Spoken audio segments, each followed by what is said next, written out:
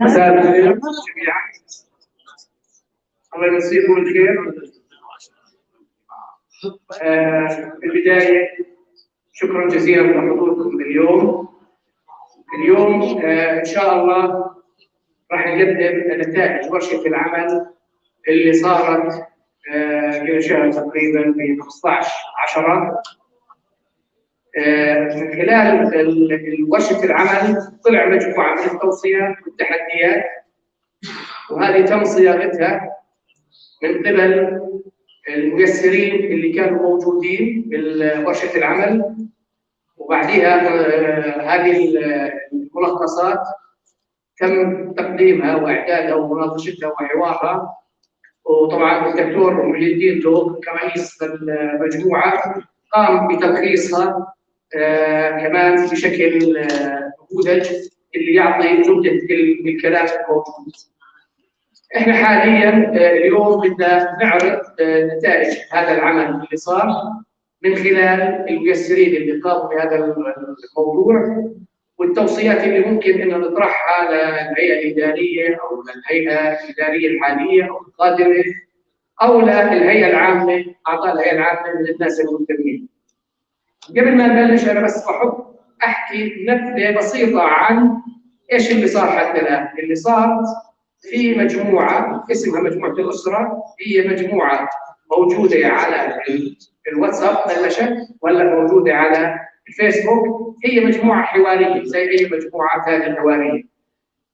ميزت هذه المجموعه انه اجت الوقت كان لابد من انه تخاطب الهيئه الاداريه الموجوده حاليا وتطلب انه شو بيطلع بايدنا انه نساعدكم، لانه كانت الظروف ظروف كورونا وظروف حرجه.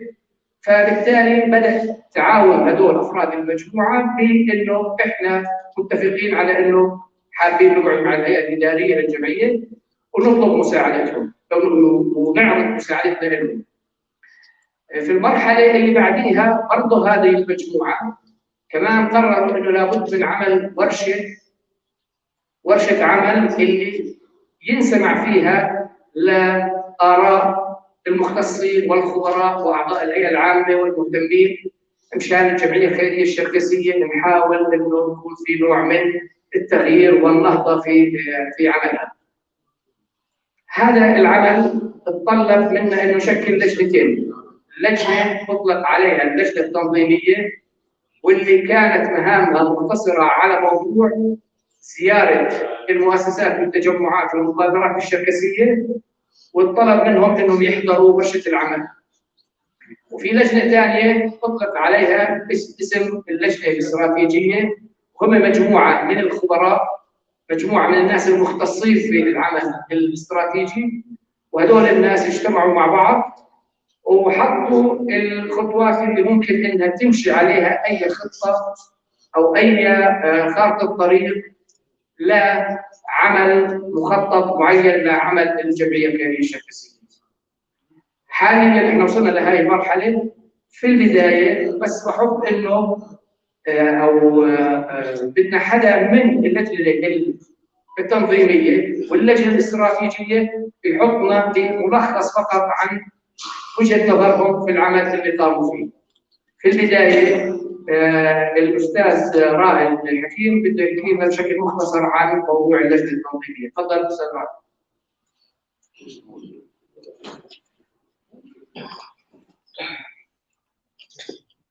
السلام عليكم ورحمة الله وبركاته. اسمحوا لي باسمي وبالنيابة عن إخواني أعضاء الفريق التنظيمي لمجموعة الأسرة أن نتوجه بالشكر الجزيل على تلبيتكم لهذه الدعوة، والتي تعكس مدى حرصكم واهتمامكم بقضايا وشؤون جمعيتكم. ولأنني أتحدث الآن بالنيابة عن أعضاء الفريق، فإنني أستأذنهم وأستأذنكم بأن أبدأ مقدمتي بمقدمة قد يراها البعض أنها شخصية، حيث لم أستطع إلا أن أبدأ بها لأتدرج بعدها وأتحدث بعلوم. فبالأمس القريب كنت قد انتهجت نهجا ظننت حينها أنه النهج الأصوب على الإطلاق، وذلك عندما اعتقدنا أن المرحلة تتطلب لم الشمل كأولوية أولى وأخيرة. وأذكر حينها أيضا أنني كنت أتحدث بلسان قلبي لأخاطب القلوب، وقد نحيت مخاطبة العقول والضمائر جانبا، فكانت النتيجة أننا كابدنا سنوات عجاف فلا الشمل التأم ولا الزرع أثمر، انتهى الاقتباس. وأما اليوم فإننا سنتحدث بلسان العقل لا القلب مجردا، نريد أن نخاطب العقول والضمائر، وعليه لابد أن ندرك جميعا أننا أمام مفترق طرق فيما يتعلق بمصير جمعيتنا ومجتمعنا من خلالها. فإن كنا نريد مستقبلا جيدا فإن المستقبل الجيد ليس له إلا طريق واحد، وهو أن نحسن القرارات التي نتخذها اليوم، وأن نجعل حركتنا اليومية بالاتجاه الصحيح. فالحديث عن مستقبل جيد دون واقع جيد هو عبارة عن وهم نخدع به أنفسنا ونخون به الأجيال. الأمس أصبح من الماضي، والماضي لا نملك منه شيئا، فمن اجتهد اجتهد، ومن أصاب أصاب، ومن أخطأ أخطأ. ولكن أن نصنع من خيوط الماضي وسائد لليأس وأن نجلد أنفسنا ونتباكى فهذا ليس من الصواب. ومن هنا اجتمع أعضاء مبادرة الأسرة التي تحمل فكرة التغيير، إنه التغيير نحو الأفضل لجمعيتنا الأم، فانطلقنا إلى جميع المؤسسات الشركسية لنكون جميعنا شركاء في حمل هذه الرسالة، آخذين على عاتقنا وضع خطط علمية وعملية وفق ما تتطلبه الجمعية الخيرية الشركسية لننهض بها من جديد. فكانت أول ثمار هذه الزيارات هي ورشة العمل التي أقيمت في منتصف الشهر الماضي، وصولا إلى الثمرة الثانية وهي لقاؤنا معكم اليوم للحديث من قبل أعضاء الفريق الاستراتيجي عن مخرجات اللقاء الأول ومناقشة التوصيات والمخرجات. نحن اليوم نملك الحاضر، وبالتالي فنحن نملك التغيير، ويجب أن تكون لدينا القدرة بل والجرأة على التغيير، وهذا يتطلب أن نتمتع بأعلى درجات وضوح الرؤية والقدرة على تحديد الهدف بدقة متناهية باستشراف للمستقبل وبحسب ما تتطلبه المرحلة بعيدا عن العواطف. وتعالوا معنا نقف ونتأمل قليلا بعبارة ما تتطلبه المرحلة. فلو أننا تأملنا قليلا بواقع جمعيتنا بالمقارنة مع الجمعيات الأخرى لعرفنا ماذا تتطلبه المرحلة. لو تأملنا بالممتلكات والمقدرات التابعة لجمعيتنا لأدركنا ماذا تتطلبه المرحلة. لو تأملنا بأحوال شبابنا وشاباتنا العاطلين عن العمل لأدركنا ما تتطلبه المرحلة. لو تأملنا العائلات الشركسية والوضع المتردي التي وصلت إليه في ظل الظروف المعيشية القاهرة، وفي ظل عجزنا أو عجز الجمعية أو عجز صندوق التكافل في مساندتها، سنعرف ماذا ستتطلب المرحلة. عندما نتأمل الوضع العام في المنطقة والمتغيرات القادمة على مستوى الوطن سياسياً واقتصادياً وحتى اجتماعياً، لو تأملنا أين نحن من تلك المتغيرات حينها سندرك ما الذي تتطلبه المرحلة. لو تأملنا أين نحن اليوم من عاداتنا وتقاليدنا لأدركنا ماذا تتطلبه المرحلة. لو تأملنا أن من ملك السوق ملك البسيطة لأدركنا ماذا تتطلب المرحلة. كل مرحلة وأنتم أكثر تماسكا وأكثر انتماء، وكل مرحلة وأنتم بخير. شكرا.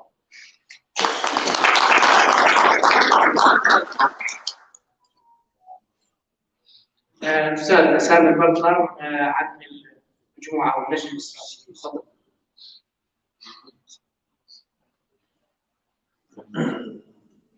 مساء الخير والله يعطيكم العافية. يعني أمام إقامات الجالسين بالصف الأول والصف الثاني والسيدات، والله الواحد يشعر بالتشريف والتواضع الشديد أنه يوقف. إن شاء الله ما تطلع علينا إحنا ناس يعني جايين في موضوع التوظيف. الفريق اللي هو استراتيجي كلفني بس هيك أوصل طبعا رسائل. طبعا الفريق هو شغال صار له 3 أشهر تقريبا بقيادة معالي الدكتور محي الدين توق، اللي آثر أنه يقدم الشباب للصفوف الأولى، زي ما نعتبر حالنا شباب.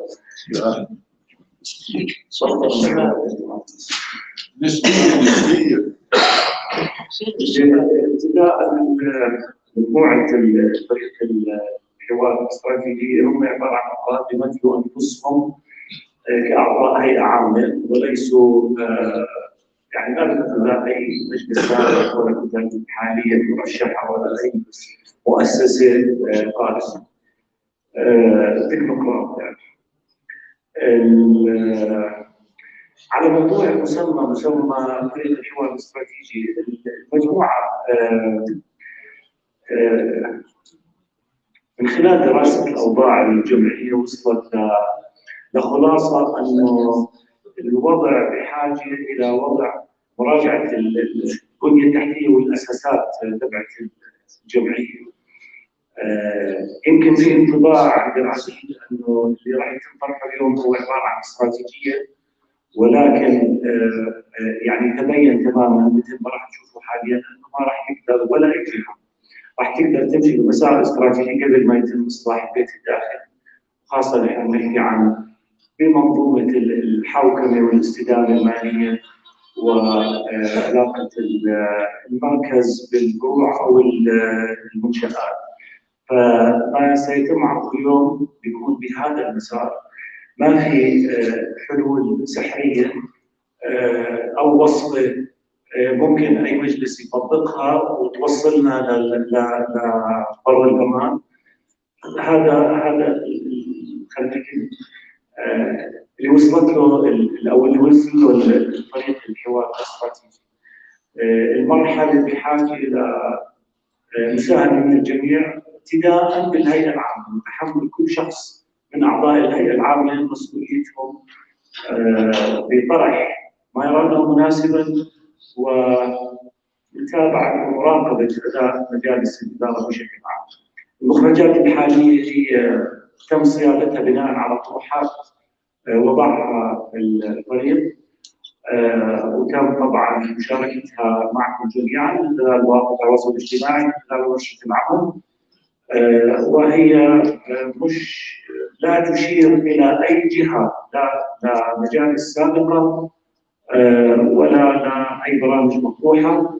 هي عباره عن نقاط موضوعيه منهجيه تمثل واقع عام احنا بدنا يعني راح نطرح بهاي المنظومه. فريق الحمايه، فريق الحوار الاستراتيجي بعتقد اليوم انهى مهمته، وراح تكون هاي التوصيات اللي راح يقدمها يملك للهيئه العامه بتعاملوا فيها بالطريقه التي يرونها مناسبه، سواء بعرضها على اجتماع الهيئه العامه القادمه او للكتل او على مجلس الاداره اللي سيتم اتخاذه ان شاء الله. ولكن احنا موجودين في حال وجود حاجه او يعني في توجه للاستفاده منكم ابتداء، لان كل اللي موجودين من طريق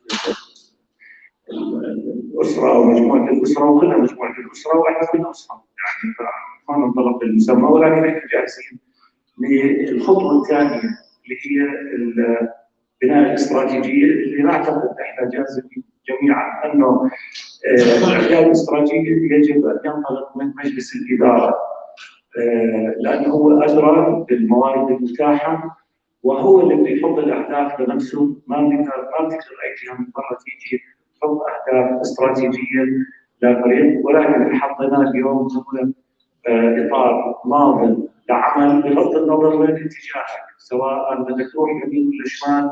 هذا الاجتهاد كان ان شاء الله توصلوا لهذا الاتجاه بهذا الاجتهاد، وشكرا.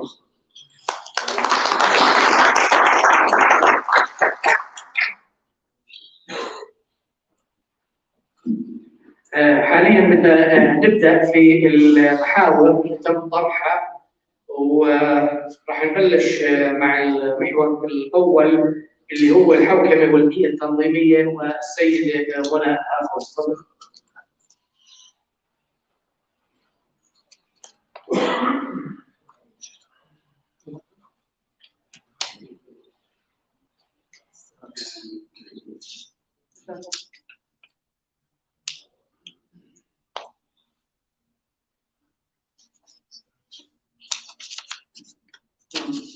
السلام عليكم جميعا.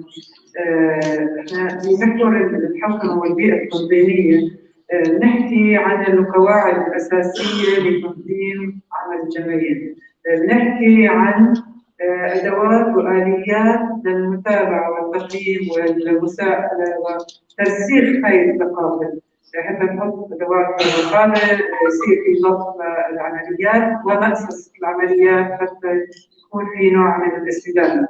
لما نحكي حوكمه بنحكي كمان عن الاستدامه الماليه، وبنحكي عن علاقه الجمعيه المركز بالفروع، وبنحكي عن امور كثيره الاخوان كلهم بيحكوا عنها. الحوكمه هي كلمه كبيره تضم تتكلم عن منظومه كامله لتنظيم العمل الداخلي الجمعيه. من أبرز التحديات اللي وجدناها بعد حوارنا التفصيلي والشامل مع أثناء ورشة العمل برزت 11 تحدي. أول تحدي هي الحاجة إلى توعية الهيئة العامة بدورها. كيف بدنا نفعل الهيئة العامة؟ كيف بدنا نوعيهم؟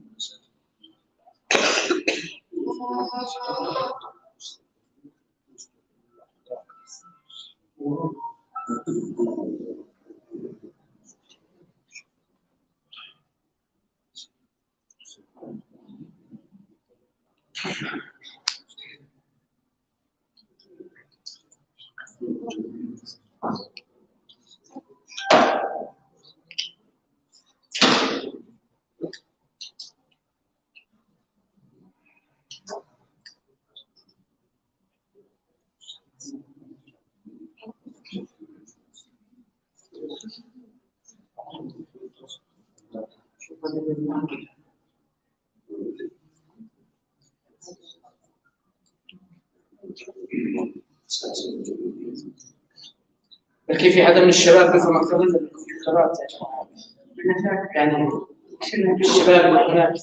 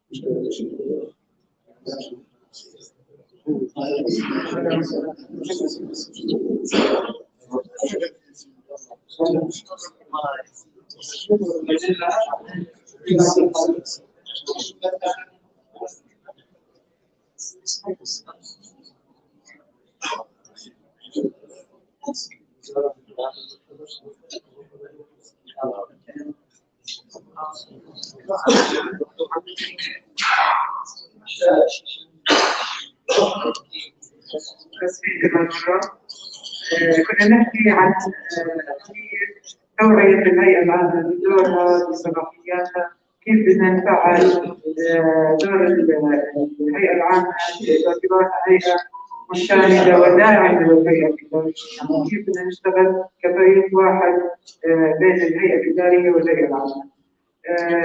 ممكن إنه نكون كقوة ضاربة وإيجابية ضاربة لإحداث التغيير لخدمة المجتمع الشركسي. برضه كمان في من التحديات اللي هي الحاجة إلى تعزيز الثقة ما بين إدارة الجمعية والهيئة العامة، يعني كيف نشتغل مع بعض. غياب الأدوات الرقابية وآليات المساءلة هي واحدة من أهم التحديات اللي واجهتنا، سواء كانت لإدارة الهيئة الإدارية أو إدارة العاملين في المؤسسات والفروع التابعة. ضعف محاسبة الفاسدين وأهمية عدم التمييز في محاسبة الفاسدين. عدم تطبيق نظام مالي، لحد الآن ما في عندنا نظام مالي معتمد، في نظام مالي قديم وفي نظام مالي مسودات عندها مشاريع كانت موجودة وموجودة المسودة، ولكن لحد الآن مش معتمدة ومش ما بعتمدوها، يعني غير مطبقة.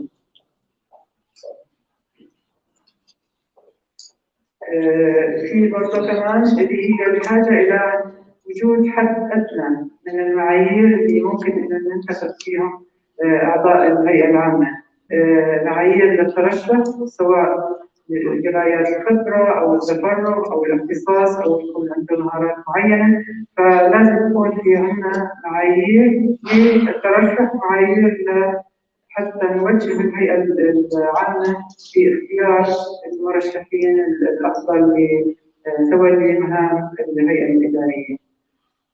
الحاجة إلى خطة لترتيب البيت الداخلي لتطوير الأداء المؤسسي حتى يكون في نوع من الاستدامة، وهذه الخطط تكون عابرة لكل الهيئات الإدارية اللي تيجي، وتكون في آليات للاستلام والتسليم ما بين كل هيئة إدارية وهيئة إدارية أخرى. قلة وتبعثر المعلومات وصعوبة الحصول عليها، تيجي الهيئة الإدارية ما بتلاقي المعلومات السابقة، ما في ذاكرة مؤسسية للجمعية أو قاعدة بيانات يكون في كل الخطوات اللي نمشي فيها، كل الوثائق، كل المعاملات تكون موجودة وتشكل قاعدة للذاكرة المؤسسية للجمعية. نظام إدارة لوازم ومشتريات وأداء وحدة مطبق ومعتمد غير موجود وما بنحكم فيه. وجود نظام داخلي، النظام الداخلي اللي هو بيمثل مصغر عن قانون العمل، وهذا يجب كل جمعية أن يكون عندها نظام داخلي. لحد الآن ما عندنا هذا النظام الداخلي اللي هو يعني مهم كثير لتنظيم شؤون الموظفين بعاملين المؤسسات، سواء بمدرسة الأمير حمزة أو سماور والموظف الشركسي أو كافة الفروع. خدم النظام الأساسي والحاجة للاحتياجات الجمعية، ويمكن زملائي راح يحكوا عن هذا الموضوع لما يعرفوا. فأبرز التوصيات كانت اللي هي تعزيز آليات الرقابة والمساءلة، وإعداد ضوابط وإجراءات للتحول ضد الفساد ومحاسبة المتسللين، تفعيل آليات دعم الهيئة العامة. كيف بدنا نفعل أو كيف بدنا نعزز هاي الآليات؟ واحدة منها إعادة النظر في آلية تشكيل الهيئة الإدارية على أساس يكون فيها نوع من التنوع، نوع من آلية التشكيل يكون في خبرات وخلفيات مختلفة، يكون فيها نوع من الانسجام والتكاملية بين كافة أعضاء الهيئة العامة، الهيئة الإدارية. وضع معايير للترشح زي ما حكينا، تطوير مدونة قواعد سلوك. جمعية خيرية الشيشانية عندها مدونة رائعة، طلعنا عليها وممتازة، يعني هم معتمدينها أو بيلتزموا فيها. تطوير وإفراد أنظمة لازمة، القواعد الأساسية لبناء الجمعية، ولا إذا بدك تحط زي ما حكى زميلي بدنا نحط خطة استراتيجية. هاي القواعد الأساسية اللي أصلاً لازم تكون موجودة من زمان ونلتزم فيها، منها النظام المالي، إدارة الوازن، والنظام الداخلي. حتى نقدر كمان نطور أو نفعل من الهيئة العامة. كان في مقترحات من كافة اللي كانوا بالورشة اللي هي تشكيل لجان استشارية أو نسميها لجنة حكماء تساند الهيئة الإدارية وتشكل قوى إيجابية ضاربة. هلا في راح يتوزع عليكم محاور الأربعة كأوراق عمل، عملنا فيها كمان زي خطة عمل مصغرة نبين فيها الإطار الزمني حتى تشكل زي خارطة الطريق أو إطار عام للتوجهات الاستراتيجية اللي ممكن أنها تساعد الهيئة الإدارية القادمة بالتركيز على الأولويات. وحطينا يمكن بعض الأطر الزمنية يعني يمكن تكون كبيرة شوي، مدتها طويلة شوي، ولكن الهدف منها إنه يكون كل المحتاجات قابلة للتطبيق، ويكون في هناك أنشطة قد تكون يسترشدوا فيها يحطوها في خططهم الاستراتيجية. هلا حتى نعمل خطة استراتيجية، الأسرة مستعدين إنه يدعموا الهيئة الإدارية القادمة في وضع خطة استراتيجية متكاملة للتعاون معهم إذا هم طبعا أرادوا. في كنا عاملين قبل فترة خطة استراتيجية لمدرسة الأمير حمزة، كان بمشاركة كافة العاملين بالمدرسة من مجلس أمناء وطلاب ومعلمين ومدراء المراحل والمدير العام، بالإضافة إلى الأهالي برضه كمان كانوا مشاركين فيها. طبعا بخطة استراتيجية في آنذاك، وكانت الكل تبناها، وكنا نشتغل في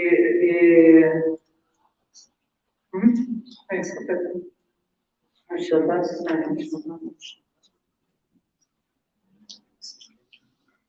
نعتذر هاي كان لازم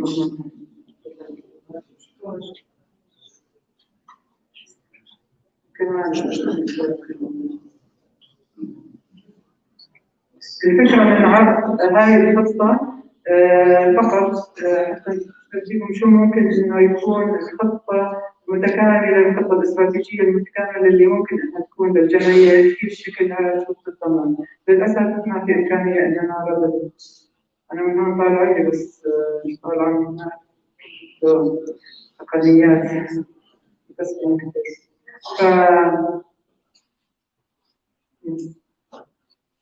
ننتقل للموضوع الثاني. إذا تفضل فكان نعتذر كمان مرة، ننتقل للمحور الثاني.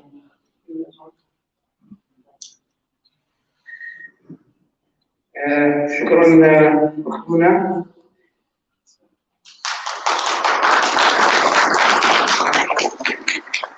المحور الثالث هو محور العلاقة بين المركز والفروع والمنشآت، واللي أعدوا هذا المحور الأخت الفاضلة نجاة كروز والسيد سامر القرقة. تفضلوا.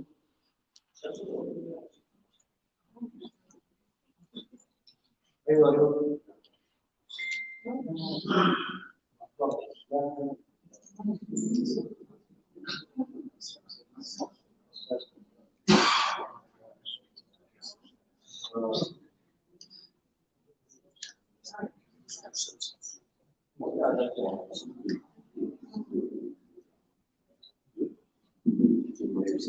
مساء الخير مرة. لا شك أنه يعني من أبرز الأمور اللي بده ينشغل عليها هو تعريف العلاقة ما بين المركز والفروع، لأنه لما نحكي عن جمعية نحكي عن منظومة، وأنه مش فقط الهيئة الإدارية اللي عم تدير أو المنتخب اللي عم تدير الأمور في المركز.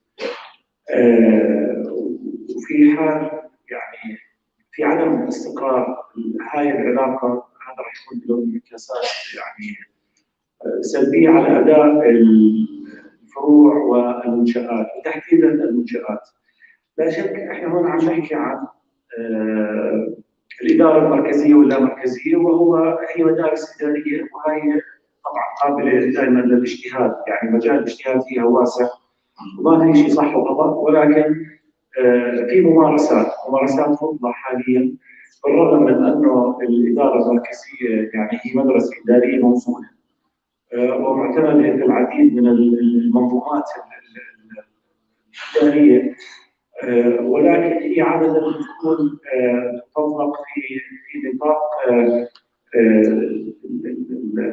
الاجراءات الموحده بين المركز والفروع، يعني تكون طبيعه العمليات مكرره.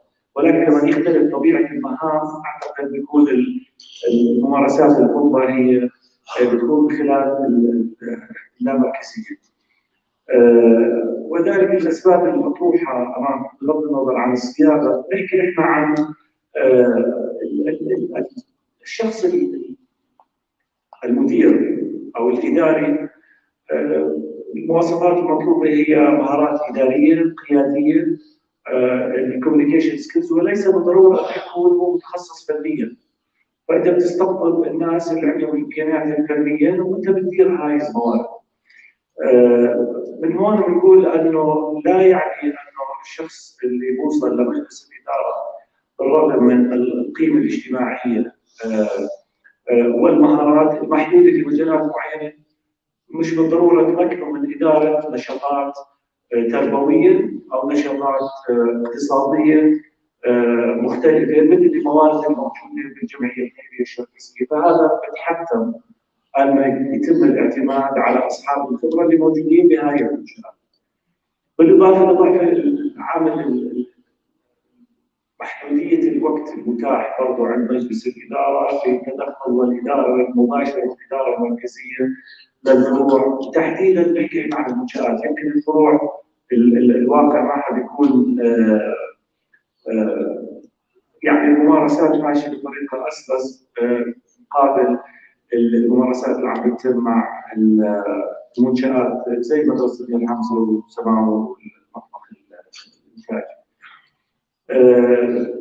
المركز المالي المستقل ما نحكي عن حسابات مستقلة، ولكن نحكي عن حسابات فرعية، ولكن هون عم نحكي عن المركز المالي كموازنة وميزانية واضحة عند المنشآت اللي ما في مصفوفة صلاحيات واضحة تتيح سواء للمركز او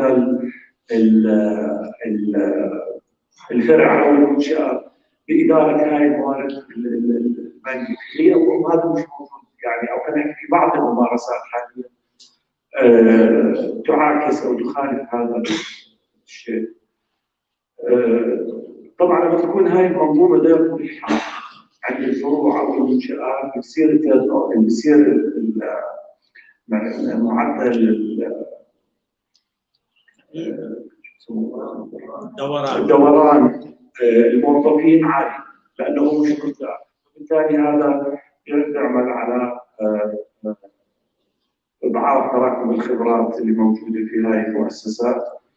وطبعا بالتوازي بيجي مع هذا الشيء تغير الادارات كل 3 سنوات، بالاضافه عدم وجود الذاكره المؤسسيه او تراكم الخبرات، وبرضه بيجي جسم اداري جديد كل 3 سنوات، وهناك كمان نسبه الدوران عاليه. هذا عم بيعمل حاله مش مريحه.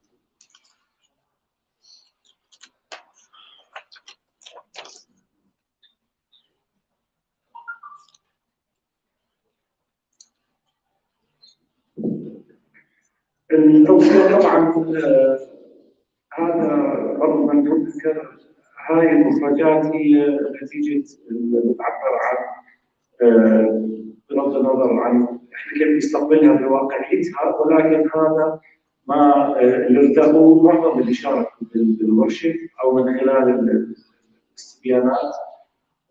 فبالتالي يعني بتعبر عن انطباعات والا بيكون واقع حقيقي، والانطباع بالاخر هو بيعبر عن واقع حسب ما بيشوفوا الافراد. يمكن اهم التوصيات اعاده تعريف الالفاظ ما بين المركز والمؤسسات المنشات او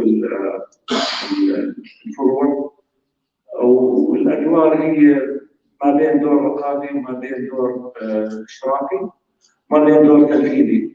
وصعب المنظومه الواحده او فريق الفريق تمارس دور الرقابي ودور التنفيذي، فبالتالي على الاغلب الدور الرقابي والتوجيهي او الاشرافي هو عند المركز، والدور التنفيذي بده يكون عند الفروع اللي بتدير المنشآت او الادارات اللي عم بتدير هاي المنشآت. يجب انه يكون في يعني قناعه بهذا الشيء، قناعه، يعني هذا كله مبني على قناعه. كثير احنا دخلنا من خلال ورشه العمل انه هاي صلاحيات مجلس الاداره وليست صلاحيات الفروع، وهذا مدرج في النظام الاساسي. عندما تروح تسجل بالنظام، تسجل في الجمعيات بتقدم نظام اساسي او نظام التاسيس.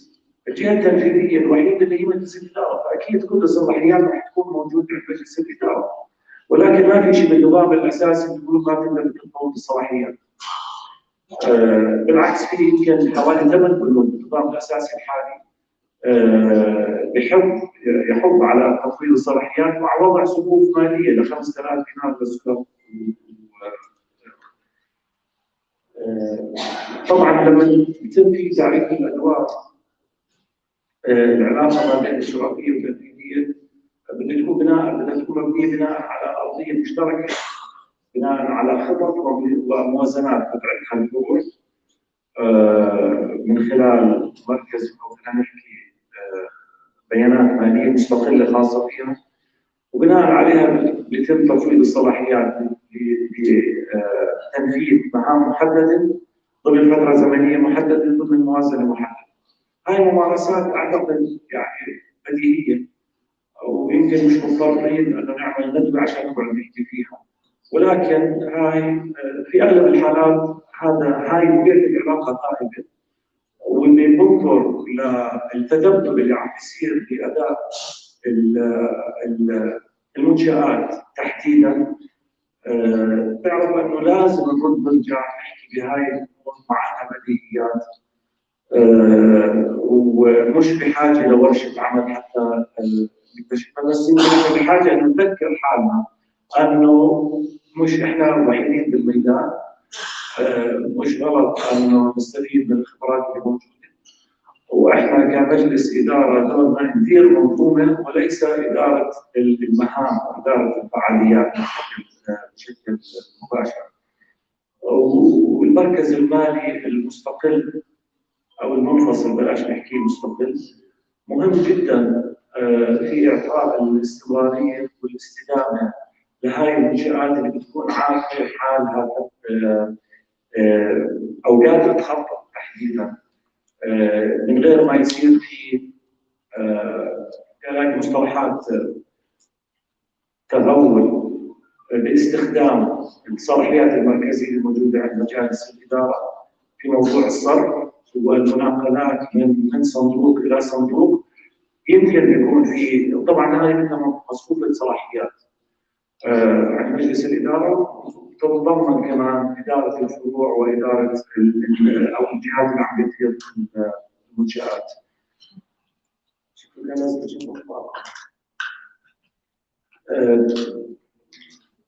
طبعا بحاجه هذا الشيء، لما بدك تفوض الاشخاص اللي عندهم القدرات، هذا يستدعي ان يتم استقطاب القدرات. واستقطاب القدرات بمسارين. المسار الاول اللجان الاداريه للفروع، تحديد الفروع اللي بتدير المنشات، ممكن تعمل معايير للترشيح، معايير تتناسب مع طبيعه المهام اللي بيديروها بالمجال التربوي او بالمجال الاقتصادي، وتكون هذه شروط الترشيح على شاكله المعايير اللي بتكون موجوده في مجلس الامناء اللي عم بيدير مدرسه بن حمزه. طبعا هذا بده منظومه موارد بشريه، اداره موارد بشريه لاستقطاب هاي الموارد وادامتها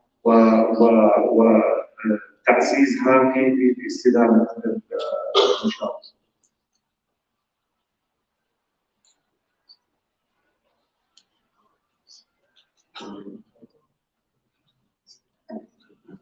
واخر شيء صار لابد من الطرح الدكتوره هنا من وضع استراتيجيه متوسطه المدى الى طويله المدى بين 3 سنين ل 5 سنوات، اللي تحفظ المسار والاستدامه، واللي تمكن الادارات المتعاقده على تراكميه الانجاز. ما نبلش كل 3 سنين نبلش اول وجديد، وهذا بيعمل تدبر كبير عن تحديدا المنشآت مثل مدرسة الأمير حمزة والسماوة وسلامتكم. الموضوع لأكد مرة ثانية كل هذا قابل للتطبيق، بحاجة إلى قبول من الهيئة الإدارية في تفويض صلاحيات تطبيق هذا النهج، ولكن تنفيذه عبارة عن إجراءات بسيطة جدا. ولكن هل احنا يعني مجلس إدارة موجودين لممارسات السلطة ولا الإدارة؟ على الأغلب المركزية هي ممارسة السلطة ولا مركزية هي ممارسة الإدارة، هي مكاشفة، والمدرستين مدارس موزونة، وفيش واحدة صح وواحدة غلط، ولكن في شيء بوصلك بطريقة يعني في خصوصية عند استخدام هاي المنظومة وخصوصية استخدام هاي المنظومة. شكرا.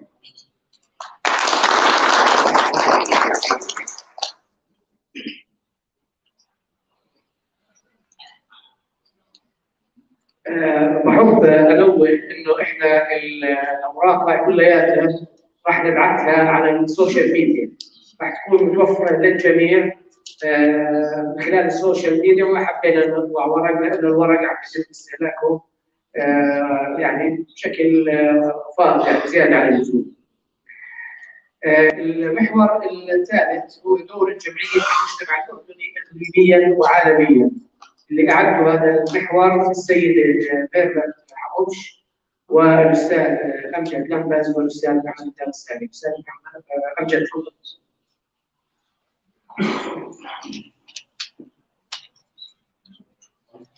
مساء الخير جميعا. انا بدي اعطي شرح مفصل، بديش اعتذر نفس حركه الكهرباء.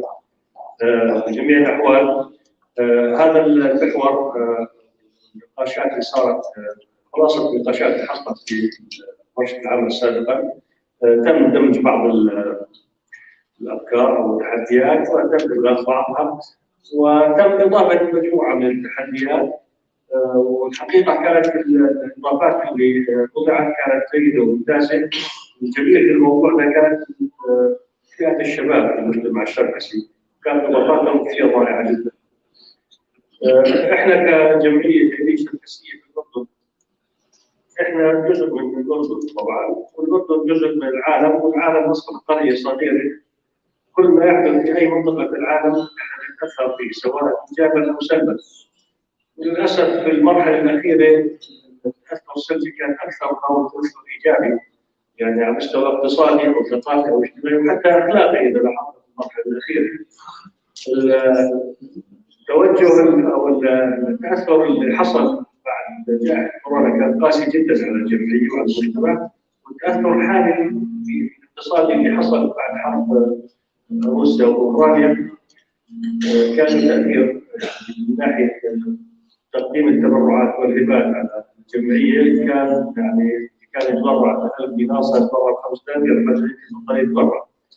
فالتاثر السلبي هذا احنا كيف بدنا نطلع من او نفكر بالتفكير الايجابي حتى نكون ايضا مؤثرين على الوضع ومؤثرين على المجتمع.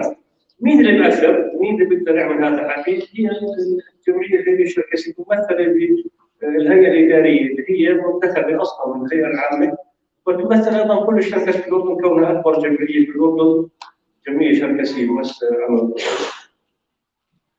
كيف؟ في كثير تحديات موجوده في جمعياتنا. ابتداء انا قسمت لها دوائر.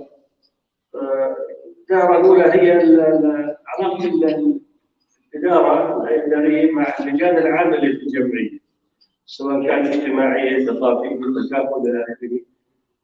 التحدي انه كيف احنا نلاقي اشخاص قادرين على التفكير الايجابي والتفكير الديناميكي غير التقليدي في عمل هذه اللجان وتقديم افضل الخدمات للمنتسبين والمنتفعين فيها. الطريقه التقليديه المعتمده حاليا كثر خيرهم طبعا يشتغلوا ويساهموا في الحكي، لكن الان احنا الزمن تغير والاجراءات والعمل اصبح بطريقه علميه ومنهجيه افضل من قبل بكثير. الدائره الثانيه اللي هي علاقه الجمعيه بالفروع.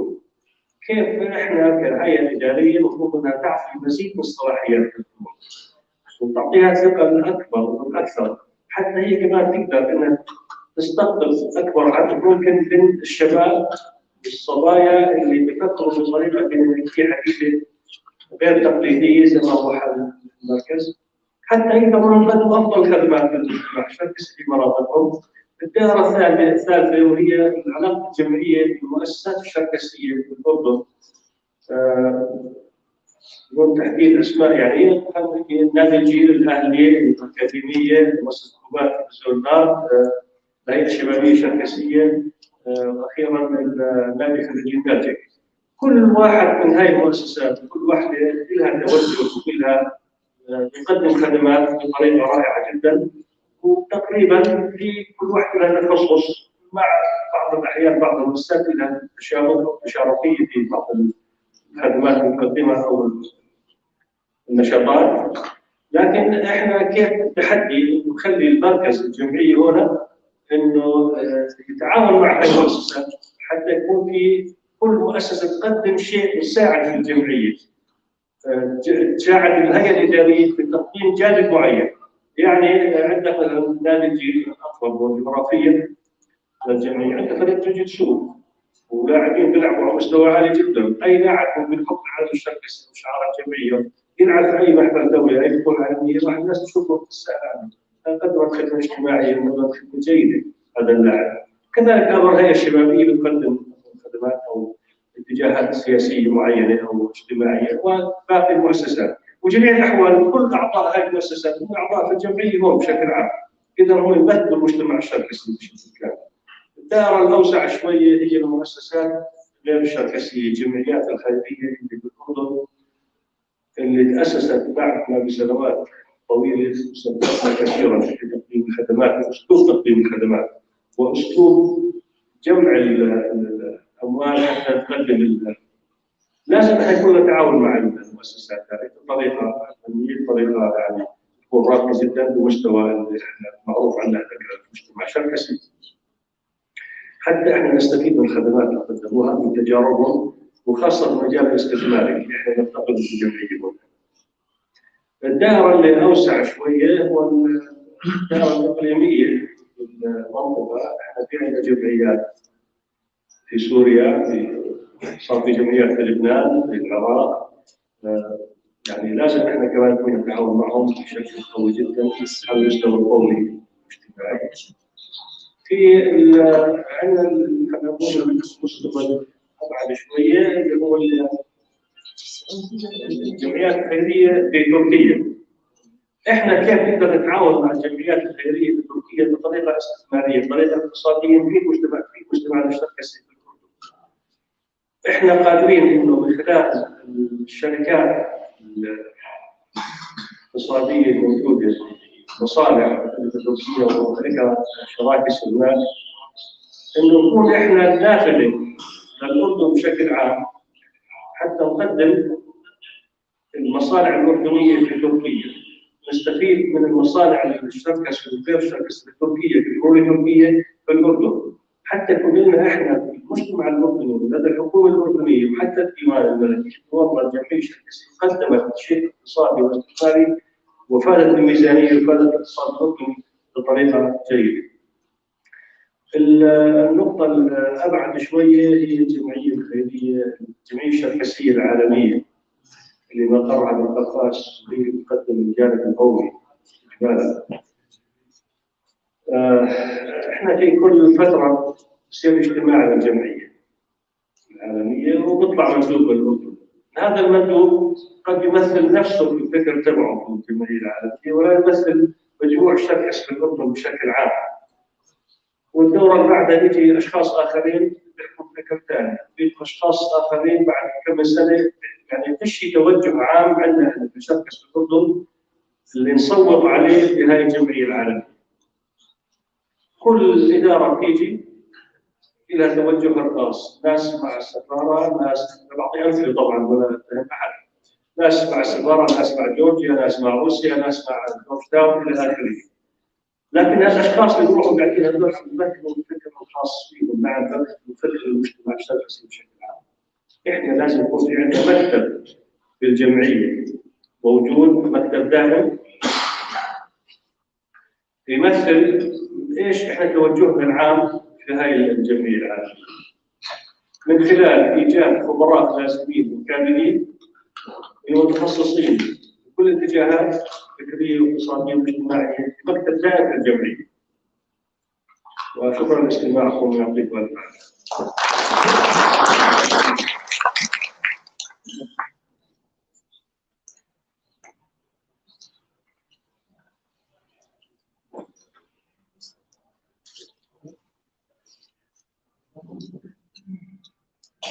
المحور الرابع يتعلق بالاستدامه الماليه والتشغيليه، تم اعداده من قبل المهندسه كلارا خمش والاستاذ باسل قردان. تفضل.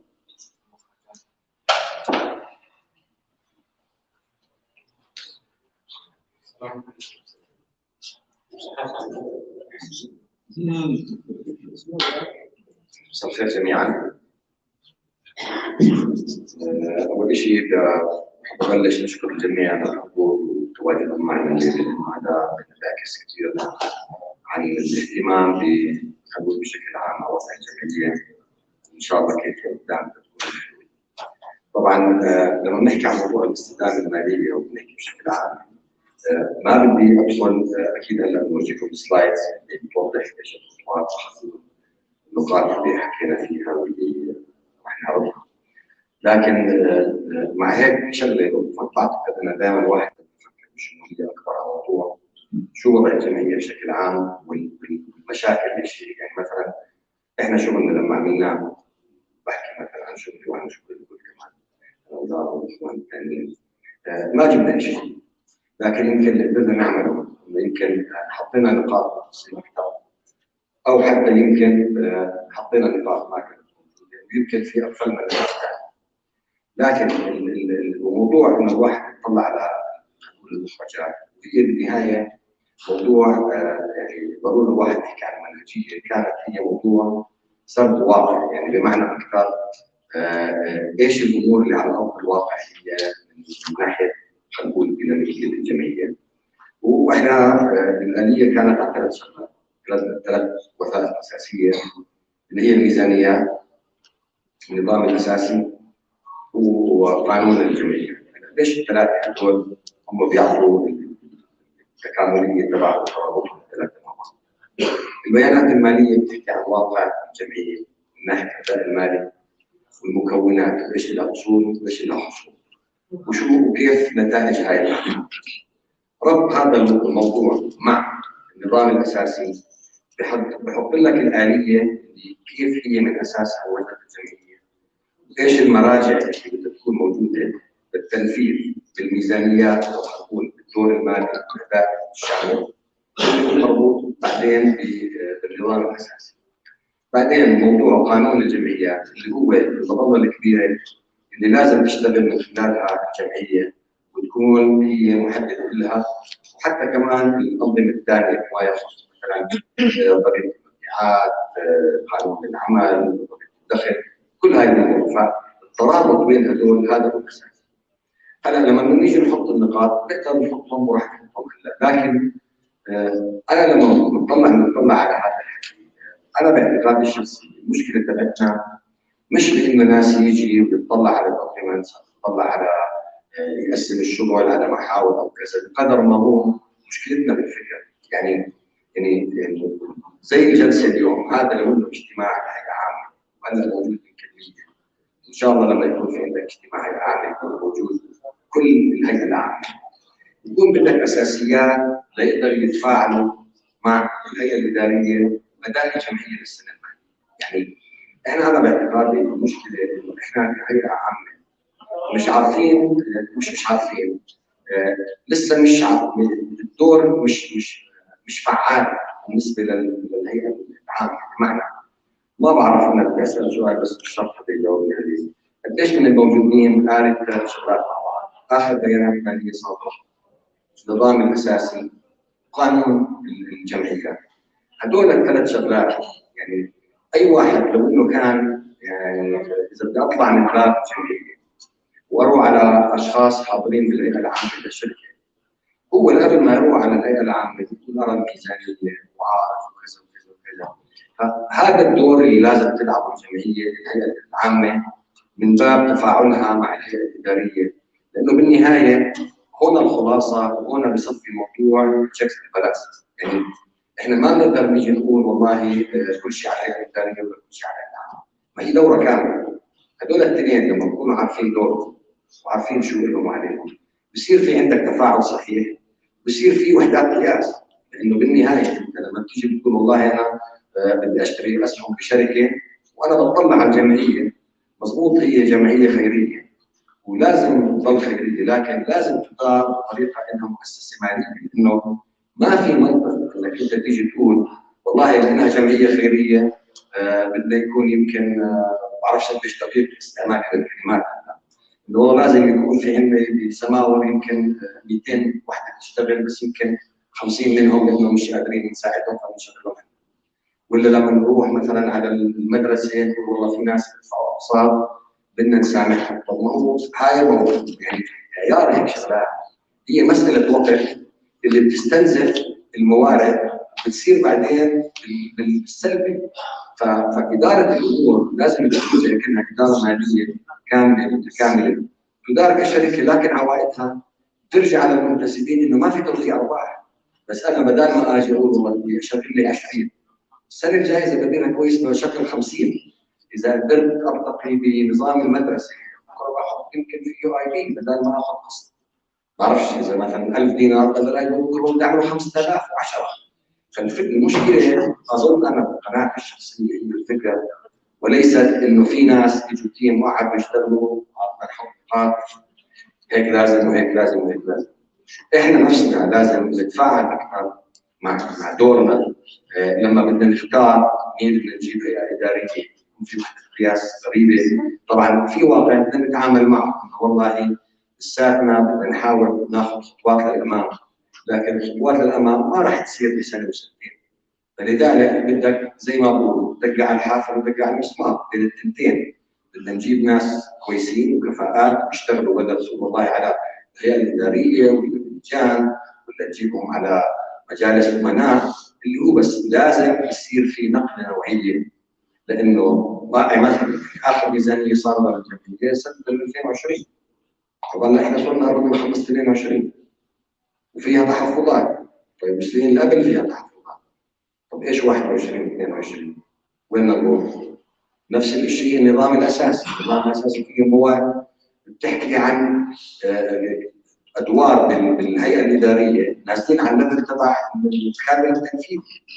انا حكيناها من قبل، احنا عندنا 15 شخص على الهيئه الاداريه والكادر يمكن التنفيذي هم 8. طب هاي بالعكس الامر مش هيك. لازم التركيز لازم يكون انتقاء كادر تنفيذي اللي لو اجت هيئه اداريه وتغيرت بضل في ليفل من الاداء ثابت، مش بتغير ويصير فيه حتى نقول رجعنا لورا او 180 درجه، لانه الفكر تبع الهيئه الاداريه اختلف كليا بغض النظر شو السبب. في التوجه واضح اللي هو انه النهوض بالجميع. هلا كيف بنساويها؟ هاي تاكتكس، ناس بتقول لك والله انا بدل ما اروح من نص الممر بدي اجي من هون لانه بحب اكون على اليمين، واحد بيقول لك انا بدي اروح على الشمال، ما في مشكله. لكن مشكلتنا احنا مش انه بدنا ناس يجي يقول لنا والله ايش بدك الجمعيه من باب الحوكمه ولا المركز الفروع ولا الاسلام الناشئ. احنا لازم نتغير، احنا لازم تو امبريس اكثر الوضع كهيئه عامه مع الهيئه الاداريه، نعرف شو دورنا كهيئه عامه وشو دور الهيئه الاداريه، ونشتغل معهم على التعديل والتصحيح، لانه في كثير تباعد بين الاثنين اللي اذا ما قدرنا نعمل فيه شيء ما راح تزبط معنا. يعني هلا الوقت الحالي هو وقت بين عم في مرحله انتقاليه بين والله هيئه اداريه والسنه الجايه هيئه اداريه ثانيه. طب ما هذا فيه تفاصيل كثير لازم تنعمل عشان تنتقل للسنه الجايه.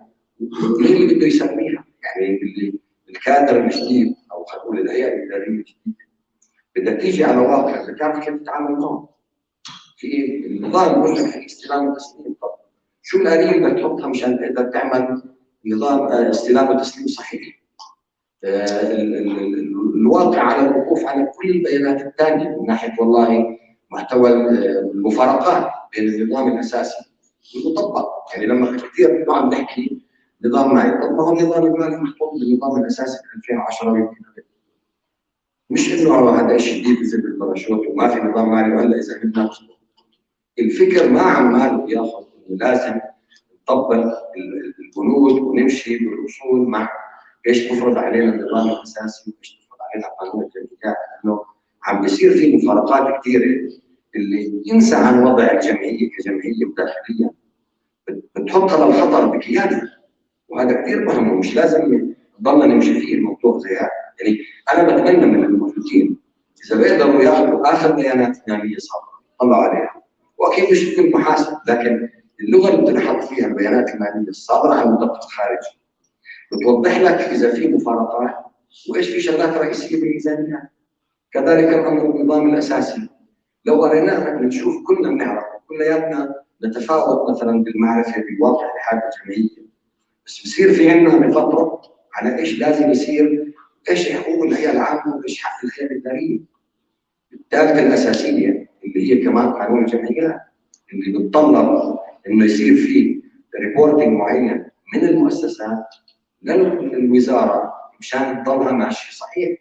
فكل هاي الامور اذا احنا ما اجينا نقول كيف بدنا نعالجها صح ونتغير احنا مشان نقدر احنا، يعني كثير من اللي قاعدين هون هم هلا هيئه عامه وفي منهم ان شاء الله بيصيروا بالهيئه الاداريه، وفي ناس بالهيئه الاداريه هلا وراح ينزلوا ويصيروا هيئه عامه.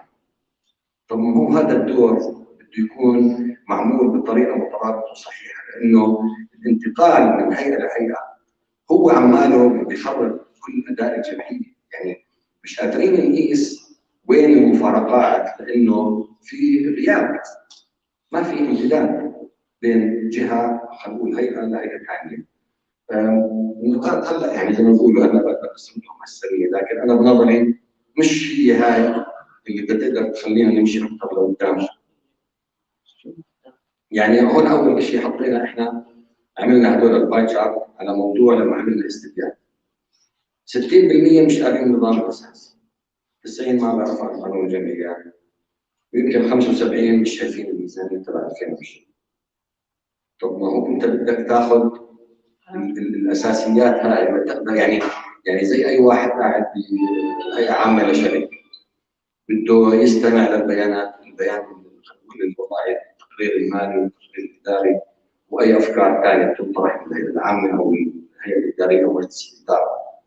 بده يدخل الواحد على الاجتماع متمكن وعارف اتليست اساسيات اللي يقدر يحكم كيف ينتقل للمرحله الجايه، هل هي اول سنه للهيئه نفسها ولا هي ثالث سنه ويجوا لهم الله يعطيكم العافيه وشكرا اللي جاي بعد يستلم. هاي كثير من الشغلات مهمه لازم نعرف فيها.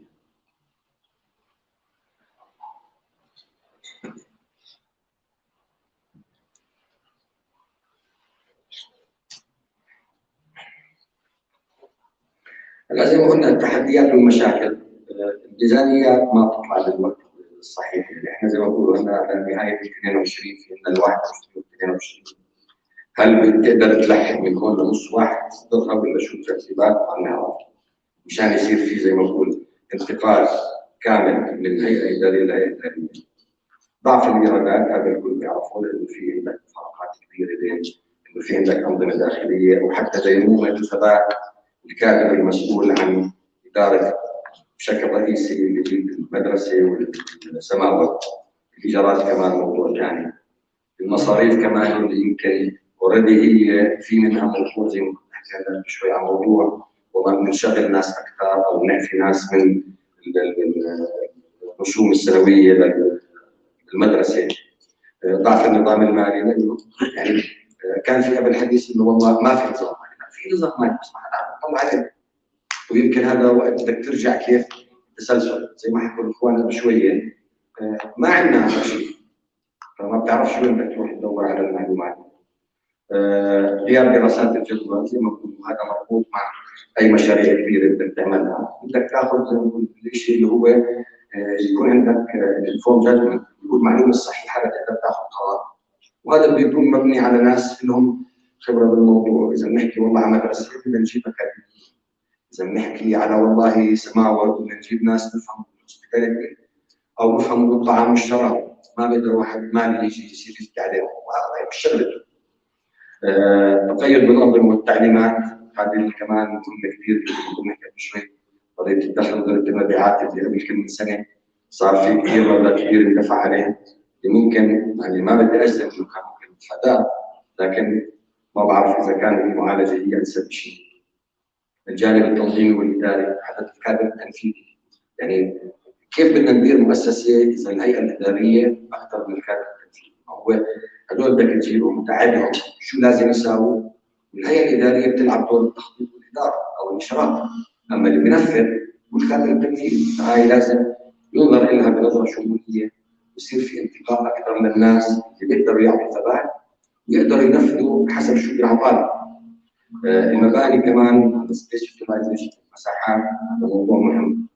الهيكل التنظيمي لانه هذا نفسه تربط المراكز بالفروع، المركز بالفروع عفوا، كمان الحوكمه. الهيئه الاداريه زي ما حكينا قبل شويه بيكونوا فوق ينزلوا تحت يطلعوا مش بايدهم لانه اجزاء منهم محطوطه بالنظام الاساسي كمان. هذا كمان بده اعاده تنظيم. خطط تنفيذيه زي ما قلنا، يعني لما كان هذا الحديث انه بدنا نحط استراتيجيه، المفروض انت تكون جاهز ويكون عندك البلاتفورم الارضيه اللي بتقدر تعمل منها تنطلق من استراتيجيه. العمل المشترك، التحديات موجوده بكل المحلات، المدرسه، السماوه، العلاقه بين الفروع والمركز. هذا كمان لازم لما بيكون في ناس دائما موجودين مثاليين، هذول بيقدروا يديروا بطريقه كويسه. الهيئه الاداريه او خلينا نقول لجان الفروع تيجي وبتصير تعدل عليه، بس ما بتشيله كله وبتحط شيء ثاني بداله. مراقبه الاداء هذا كمان بيرجع على الحوكمه. هلا طبعا زي ما قلنا قبل ما نيجي نحط شغلات، في شغلات لازم احنا نيجي نشتغل عليها اللي هي اعداد البيانات الماليه لقدام، ولازم يعني ينبت فيها بين هون وهلا شو الترتيب على الانتخابات. مراجعه النظام، الكادر التنفيذي، اتمتة الجمعيه، يعني مش معقول واحد يعني اسهل طريقه لما تروح مؤسسه بدك تاخذ معلومه تقول والله بدي الكشف الفلاني، اذا الكشف بياخذ ساعه معناته يعرف انه في عندك مشكله. احنا مش ساعه، يمكن ياخذ له اشهر ويمكن ما يطلع كامل وقت ضبط. طبعا ما بحكي هذا من باب انه وجه الحكي للناس هي، لكن هي اكثر واقع اكثر من هي زي ما تحكي الواحد قاعد بيطلع من برا وبيطلع الناس الثانيه. الله يعطي العافيه من الناس الكل، لكن غيرتنا وهمنا على امور الجمعيه والخوف انه ما تضلها مستدامه بخلي الواحد يتجرد اكثر ويكون يعني زي ما بقولوا بالمعلومه مباشر مشان نقدر نعمل تغيير. وهذا لازم يجي منا كلياتنا، يعني مخاطبتنا كهيئات اداريه، مخاطبه الهيئه الاداريه للهيئه العامه، نفس الشيء الهيئه العامه للهيئات الاداريه.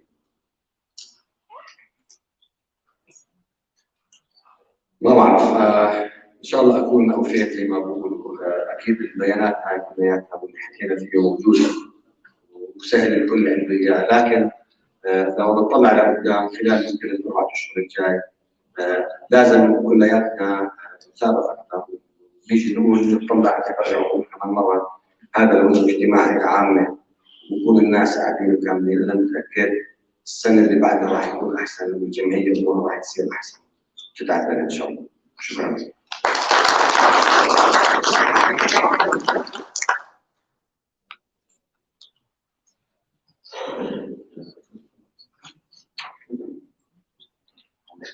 في أماكن كحلين أكسنت سكن سكرين. ايش هو؟ ما حدا سمع. سيارة أماكن كحلين وأكسنت سكن جنب الباص. جنب الباص سكرين على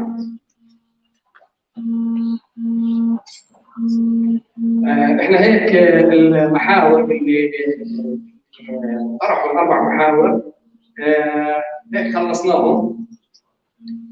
طبعا احنا لما نحكي بانه هاي المحاور خلصناها هي عباره عن الكلام اللي نقلناه من مجموعه كبيره من الهيئه العامه، ان كان في ورشه العمل او من الزيارات اللي عملناها الميدانيه او من خلال الاستبيانات او من خلال البرامج اللي كنا نعملها في قناه نافذه الشركسيه، وسمعنا العدد من الاشخاص اصحاب التجربه والخبره.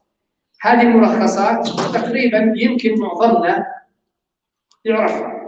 نعرفها كلياتنا، اذا بنقعد نقلب حالنا شويه ممكن ان نكتبها، ولكن هون تم توثيقها. المرحله القادمه اللي هي متابعه قضيه وضع الاستراتيجيه لا شك انها بتتطلب شريك ينعمل مع الاستراتيجيه، والشريك يفترض انه يكون هو الهيئه الاداريه. طبعا كان بدنا انه نعرض عليكم الاستراتيجيه اللي بنعتبرها كامله كانت واللي انعملت لمدرسه الامير حمزه او لسماوه، واللي هي فيها تفاصيل كامله، التفاصيل اللي بتفشل اي واحد فينا وبتحكي مضبوط هذا الشغل اللي متعوب عليه فعليا، لانه في تفاصيل، في اليات عمل، في توزيع للعمل، كل واحد بيعرف شو الدور اللي عليه، وبنفس الوقت في اليات للفولو اب للمتابعه وللتقييم، وبتعطي فرصه للهيئه العامه انها تعرف كيف بدها تتابع اي مشروع من المشاريع اللي تم طرحها. يفترض انه هذه التحديات والتوصيات يتم متابعتها من قبل المجموعه الاستراتيجيه، طبعا بوجود الهيئه الاداريه اللي هي المسؤول الاول والاخير عن تنفيذ هذا الموضوع، او البزنس اونر، يعني اللي هي صاحبه الشغل اللي بده يساوي. هذا الموضوع زي ما تفضلوا الاخوان بخلينا احنا نوصل بورشه العمل او بمجموعه الاسره اللي نسلم هذه الوثائق للهيئه العامه، لانها مخرجات من اعضاء من الهيئه العامه، واذا حضراتكم بتوافقوا احنا هاي المخرجات راح ندرجها كلياتها، ومع الملخص اللي قدمه الدكتور محي الدين توق موجودين على هاي الورقه، وبنتامل انه تساعدونا حضراتكم كمان اللي نسلم هاي الوثيقه للهيئه الاداريه ونعرضها على الهيئه العامه، مش باسم فقط مجموعه الاستراتيجيه او مجموعه التنظيميه او مجموعه الاسره، بل باسم اكبر عدد ممكن من اعضاء الهيئه العامه. والسبب انه لابد من اخذ مثل هاي الوثائق بجديه. الدراسات لازم تتخذ بمحمل الجديه، لانه بالفعل من قبل 40 سنه دائما الدكتور محي الدين توق بيقول احنا عملنا استراتيجيه او عملنا خارطه الطريق قبل 40 سنه، ولكنها حفظت بالادراج. وغيرهم كمان سمعنا اكثر من طرف برضه عمل زي هاي الوثيقه وحفظت بالادراج. مشان نضمن اكثر بانه نتابع انها ما تحفظ مثل هاي الدراسات، لانه ما في مؤسسه كبيره وعريقه تشتغل من دون ما يكون عندها استراتيجيه او خطه عمل او خطه طريق. آن الاوان انه جمعيتنا الخيريه الشركسيه واللي ممتلكاتها تقدر بالملايين، آن الاوان انه فعليا تاخذ موضوع وضع خطه عمل بعين الاعتبار. اذا بتحبوا انا بقرا لكم فقط الصفحه الاخيره اللي بده يصير في عليها التوقيع. السادة الهيئة الإدارية للجمعية الخيرية الشركسية، تحية واحترام وبعد. انطلاقا من حس المسؤولية ومن أهمية التشاركية والمساهمة الإيجابية في الصالح العام، وعملا بنص المادة 14 البند 1.3، فإننا الموقعين أبناء نطلب إدراج وثيقة المبادئ التوجيهية لعمل الجمعية الخيرية الشركسية المرفقة ضمن جدول الأعمال للاجتماع العادي للهيئة العامة المسمع عقده تزامنا مع انتخابات الهيئة الإدارية الجديدة، من أجل مناقشتها من قبل الهيئة العامة وإقرارها إن ممكن. إن هذه الوثيقة هي خلاصة لنقاشات ولقاءات متعددة أجرتها مجموعة من أعضاء الهيئة العامة خلال الأشهر الأربعة الماضية، بهدف تحديد المشكلات والتحديات التي تواجهها الجمعية من ناحية، وتحديد أفضل السبل لمواجهتها حاضرا ومستقبلا، وذلك من أجل الارتقاء بعمل الجمعية ومساعدتها في تحقيق أهدافها والارتقاء بتطلعات أعضائها والمجتمع الشركسي عامة. آملين منكم إجراء اللازم حسب الأصول، وتفضلوا بقبول ووافر الاحترام والتقدير. طبعا إذا بتتقدم هذه من قبل أعضاء الهيئة العامة الهيئة الإدارية، سترفض في خلال الجلسة القادمة للهيئة العامة، ولعل وعسى انه يكون في موافقه من الهيئه العامه على انه يتم اعتماد خطط استراتيجيه للتعاون مع الهيئه الاداريه مره ثانيه، لانه عم يصير في سوء فهم مهم في هذا الموضوع. الخطط الاستراتيجيه لابد وان تكون اتيه بمشاركه الهيئه الاداريه نفسها، وليست فرض على الهيئه الاداريه. الخطط الاستراتيجيه لا تفرض على الهيئه الاداريه الاستراتيجيه. تشارك الهيئه الاداريه مع فريق العمل الاستراتيجي، واللي احنا بنعرف انه كلياتهم عباره عن نخبه من ابناء مجتمعنا وهم محايدين، وسيعملوا مع اي اداره قادمه، فان شاء الله بنساعد كلياتنا معهم. في خلال التوقيع انا حابب اني اطرح احدى القضايا المهمه في جمعيتنا الخيريه الشركسيه. تطرقوا لها الاخوان وخاصه في المحور المالي، وهذه قضيه مهمه جدا من احدى الفجوات والثغرات اللي موجوده في جمعيتنا الخيريه، ولا بد من انه احنا كاعضاء في الهيئه العامه نطلع عليها ونتحاور فيها ونلاقي حل يصوبها. اسمحوا لي ابعثها لي ورقه وراح اطرح عليه. طبعا اللي بيحب يوقع بيوقع، اللي ما بيحب يعني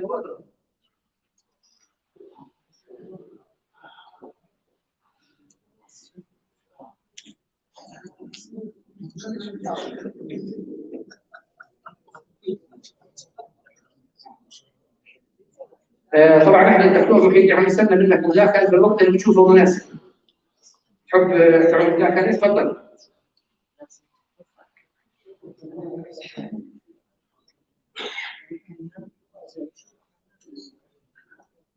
مساء الخير جميعا، شكرا لحضوركم هذا اللقاء. الحقيقه الاخوان والاخوات اصروا علي من البدايه اني انا اقود الاجتماع، وانا اصريت عليهم انه الذي يجب ان يقود الاجتماع هو الجيل الجديد وليس الجيل الاختياري. هذا السبب الاول. السبب الاخر بان العمل الاساسي هم اللقاء. انا ما كان لي فيه الا فضل قياده الاجتماعات وتوجيه النقاش والمساعده في الوصول الى النتائج اللي عرضت عليها.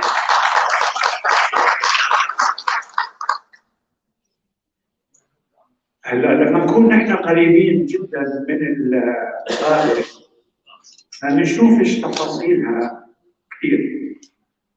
انا في الجلسات اللي كنا نعقدها كنت اسمع لبعض المشاكل والتحديات، ولكن اليوم لما نحطط كل المشاكل والتحديات في المحاور الاربعه بسال حالي واسالوا انتم حالكم، هل يعقل انه جمعيه عمرها 90 سنه عندها المشاكل والتحديات اللي نحن شفناها اليوم؟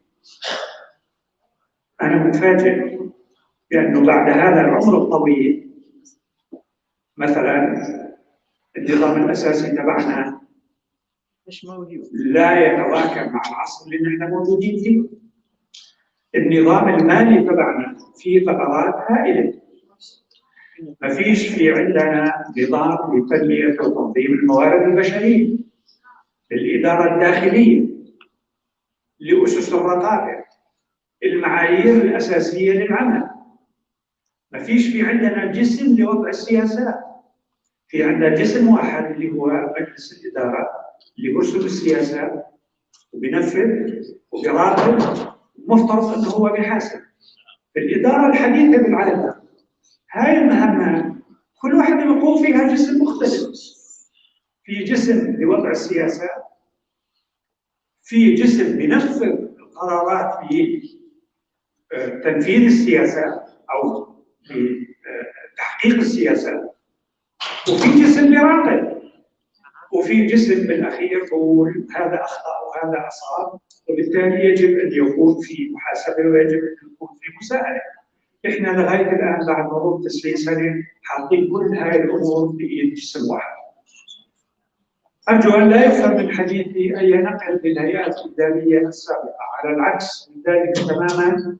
قامت الهيئات الاداريه بجهد كبير وجهد مشكور، واحد اهم نتائجه ولا زال في عندنا جمعيه خيريه شركسيه قائمه على رجليها وعندها موارد ممتازه وعندها كفاءات عاليه جدا ممثله فيكم وفي ناس كمان ما يجوش على الاجتماع، وعندها بنفس الوقت احترام كبير جدا من قبل المؤسسات الرسميه الاردنيه. لما بتسمع من برا في الدوائر الحكوميه والمؤسسات الكلام اللي بيحكوه عن الجمعيه الخيريه الشركسيه، لا يسع الواحد الا انه يشعر بالفخر والاعتزاز، وهذا كله ناجم عن الجهود السابقه. ولكن زي ما حكوا الاخوان والاخوات، احنا موجودين الان في عصر طريقه العمل فيه اصبحت مختلفه تماما، وبالتالي لا يمكن ان نجترئ الطرق السابقه في العمل ونتوقع نتائج افضل من النتيجه اللي نحن شفناها الليله، اللي شفناها بالمشاكل والتحديات اللي نحن عم نواجهها. الوثيقه اللي عم بتمر عليكم الان هي تلخيص للعروض الاربعه اللي سمعتوها، فيها النقاط الاساسيه اللي مطلوب عملها. اوكي؟ وسالنا حالنا سؤال وناقشنا لفتره طويله جدا، انه كيف الوصول الى تنفيذ جزء مما هو موجود في هذه الوثيقه. اذا بدنا نركز فقط على توعيه الهيئه العامه نكون يمكن ما حققنا الشيء اللي نحن جميعا نوصل له.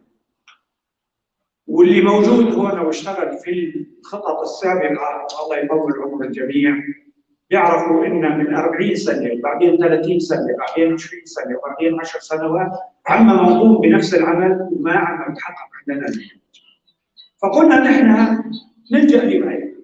الماده 14 النظام الاساسي تبيح لاعضاء الهيئه العامه ان يطلبوا من هيئه الاداره بناء على وثيقه موقعه وضع بند اي بند على جدول اعمال الهيئه العامه.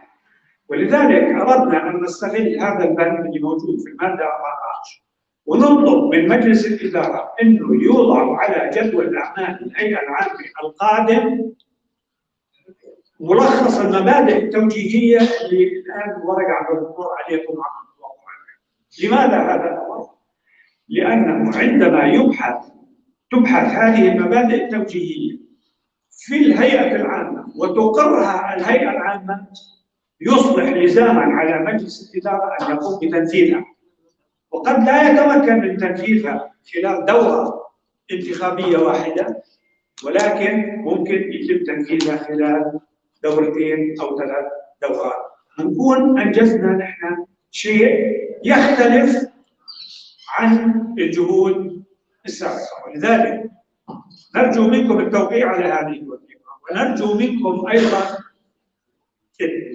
تتشاركوا فيها مع زملاء لكم وزميلات لكم، ونرجو اهم من ذلك ان تحضروا اجتماع الهيئه العامه عندما تعقد ويبحث هذا. الشيء الاخر اللي بحب اقول لكم اياه، والأخ تامر باتت يعني لمح لهذا الموضوع وإن لم يكن تصريحا. إحنا في عندنا مشكلة بعدم الالتزام بقانون الجمعية وحتى قانون العمل. أوكي؟ وكل سنة الحكومة بتغمض عينها وبتعطينا فرصة إن نعدل الأمور، ولكن صبر الحكومات ما راح يكون. فأنا أخشى إنه في يوم من الأيام إن نحن نضطر إن نواجه واقع صعب ماليا وقانونيا، مش بس ماليا فقط وقانونيا، لأنه المجلس الإداري الذي يغادر موقعه دون أن يكون قد صدق رسميا على الميزانيات الختامية بيكون عم يرتكب مخالفة، وإذا كانت المخالفة جسيمة يقتضي هذا الأمر المساءلة القانونية. ولذلك مسؤوليتنا جميعا كأعضاء أن لا نسمح لهذا الأمر أن يقع، ليس لأننا ضد مجالس الإدارة، ولكننا لأننا مع مصلحة الجمعية الخيرية الشركسية واستمرار الجمعية الخيرية الشركسية. الآن فرصة مناسبة، وأقولها أنا باسم زملائي وزميلاتي اللي اشتغلت معهم على مدى 14. هذا العمل ليس موجه لأي هيئة إدارية حالية أو سابقة. هذا العمل ليس ضد من يريد أن ينزل على الانتخابات بكتل أو غير كتل. هذا العمل هو لمصلحة الشركة ولمصلحة الجمعية الخيرية الشركسية. خارطة الطريق مصطلح اللي يتم، وليست استراتيجية. استراتيجية كما قيل يضعها جسم منتخب من قبل الهيئة العامة ويكون مسؤولا عن تنفيذها ومساءلا عنها أمام الهيئة.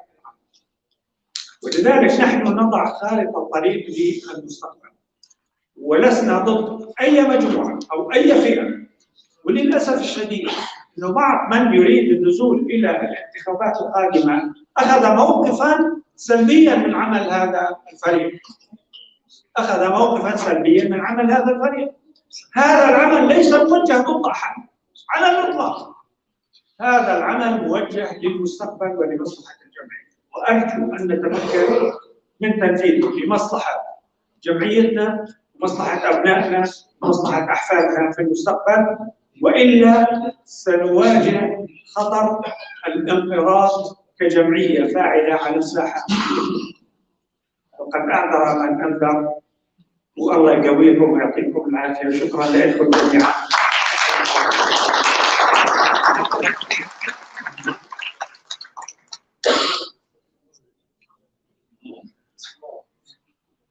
بعد إذنكم في سيارة بداية مسكرة على سيارة تمييز 14 92 90. سيارة صاحبها موجود في الاسم.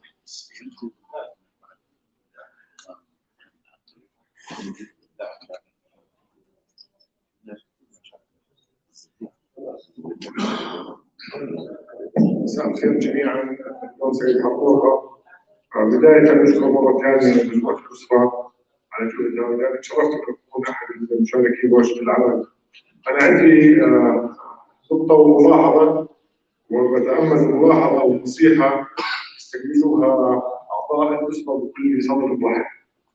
الملاحظة الأولى، الورقة عم تتوقع هون على أساس تعرض على الهيئة اجتماع الهيئة العامة القادمة. حقيقة زي ما كانوا الانتخابات ب7/1 أو 14/1 السنة القادمة، وإذا ما صار في 28. فهل إحنا راح يصير في اجتماع هيئة عامة من هون قبل الانتخابات؟ هذا السؤال، ولازم يصير مشان ميزانية 21 تغرق فيه ويتم إقرارها. فإذا ما صار اجتماع الهيئة العامة نحكي معنا شهر ونص ماكسيمم، معناته هذه الورقة لو انعطت الهيئة الإدارية الحالية وكل احترامنا لها ما في أي فائدة منها، فلازم تنتقل للهيئة الإدارية اللي بعدها. الهيئة الإدارية اللي بعدها مشان تسوي اجتماع هيئة عامة مشان تقرر ميزانية ال 22 وال 21 راح يكون شهر 4 أو 5 السنة القادمة. فهاي نقطة نظام حبيت أحطها بإيد الإخوان جميعا الإخوات هذا الموضوع. أما فيما يتعلق الملاحظة أعتبرها نصيحة دكتور معاليك وكل الإخوان من زيارتنا اللي صارت ككتلة للجنة التنظيمية لهيئة الأشرار، كنا حابين برضه نجتمع مع اللجنة استراتيجية مشان كنا نحكي عن مستوى استراتيجي، ولكن الشباب الموجودة ما قصرت. لكن بتأمل، وهذا رجاء خاص من تجربة صارت في ذاك النقاش، أن لا يكون التعامل مع أي هيئة إدارية بغض النظر من ينجح في الهيئة الإدارية. وبعتذر على اللي بدي أحكيه، نحن الصح وأنتم الغلط، نحن اللي بنفهم وأنتم ما بتفهموا، يا اللي بنحكيه بمشي يا ما بمشي.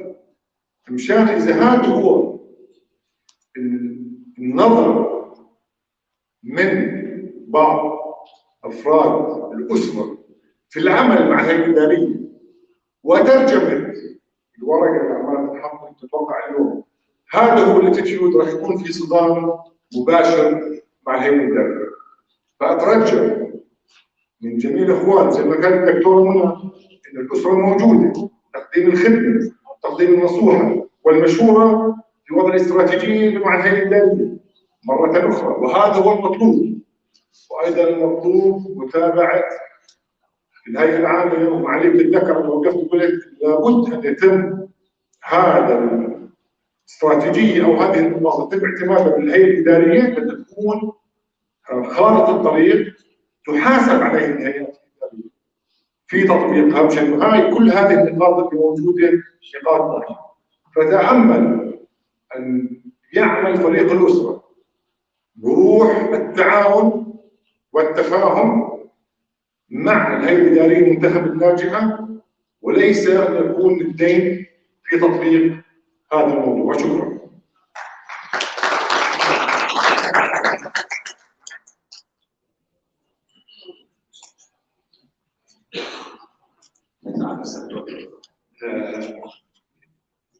اعتذر بانه باخذ المنصه مره ثانيه، بس شكرا اخي فريد. كما قيل عمل الاسره ينتهي اليه، عمل الاسره رسميا ينتهي اليه. قدمت الاسره نتاج عملها لكم، اذا وجدتم انه مناسب يمشوا فيه، إذا وجدتوا أنه يثير حساسيات ما توقعوا النتيجة. الآن ومع ذلك زي ما حكى الأخت هنا وزي ما حكى أكثر من زميل، الأسرة مستعدين لتقديم النصح والخبرة والمشورة عندما يطلب منهم ومن يطلب منه، بغض النظر مين اللي نجح في الانتخاب. إذا جاءوا قالوا تعالوا يا عمي موضوع الاستدامة المالية اللي حكينا عنه الليل حطوا لنا إياه في برنامج عمل، خطة عمل أو استراتيجية، فالأسرة أنا بحكي بالنيابة عنهم مستعدين للقيام بهذا العمل. إذا إجوا وقالوا حطوا لنا خارطة الطريق لضبط الحوكمة وتحسينها، أيضا الأسرة مستعدة إلى أن تقوم بهذا. ولا تعرف مرة أخرى أن تقف جدا تضع على الإطلاق، على الإطلاق. وأنا بقول لكم بغض النظر مين بنجح، إذا ثاني يوم لما بنجحوا بيجوا بيقولوا لنا تعالوا يا عمي ساعدونا بهذا، سنذهب على أقدامنا وأيدينا أيضا إذا احتاج الأمر ذلك لكي نلبي. أرجو أن لا يفهم من هذا الكلام بأننا نخلق نوع من الندية لأي جنس كان، على الإطلاق، على الإطلاق. وتخوفك بالنسبة لنا نحن غير وارد، لأن هذا ليس هو قصدنا وليس هذا هو هدفنا على الإطلاق، وليس هذا هدفنا على الإطلاق. إحنا كما قلت نسعى لصالح الجمعية الخيرية الشركسية والمجتمع الشركسي بشكل عام ولا شيء غير ذلك. وإن شاء الله اللي بينجح بيقود الجمعية بطريقة وأسلوب وخارطة طريق أفضل من اللي وضعناه إن شاء الله، وهذا نحن بنكون سعداء. فبالتالي ما تتخوفوا من هذا الموضوع، مش مقصود أي كلام إنه إحنا ولا شيء غير ما نقوله ولا شيء آخر، لا أبدا على الإطلاق. وأنتم تعرف أخ فريدون ومن حضر يعرف بأن استقطبنا آراء أكبر عدد ممكن من الشباب والشابات شركة المهتمين في الموضوع، سواء من خلال الاستبيان أو من خلال ورشة العمل أو من خلال حلقات نار أو من خلال الاتصال المباشر مع المؤسسات المختلفة.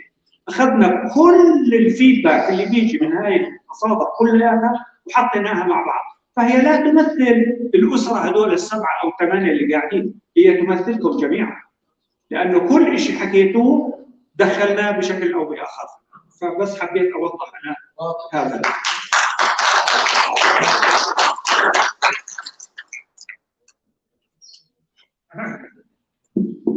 طبعا هلا انا بدي ارجع باثناء التوقيعات. تفضل اخ نوزت. اسمحوا لي في مداخله. في الميكروفون وين؟ ايوه.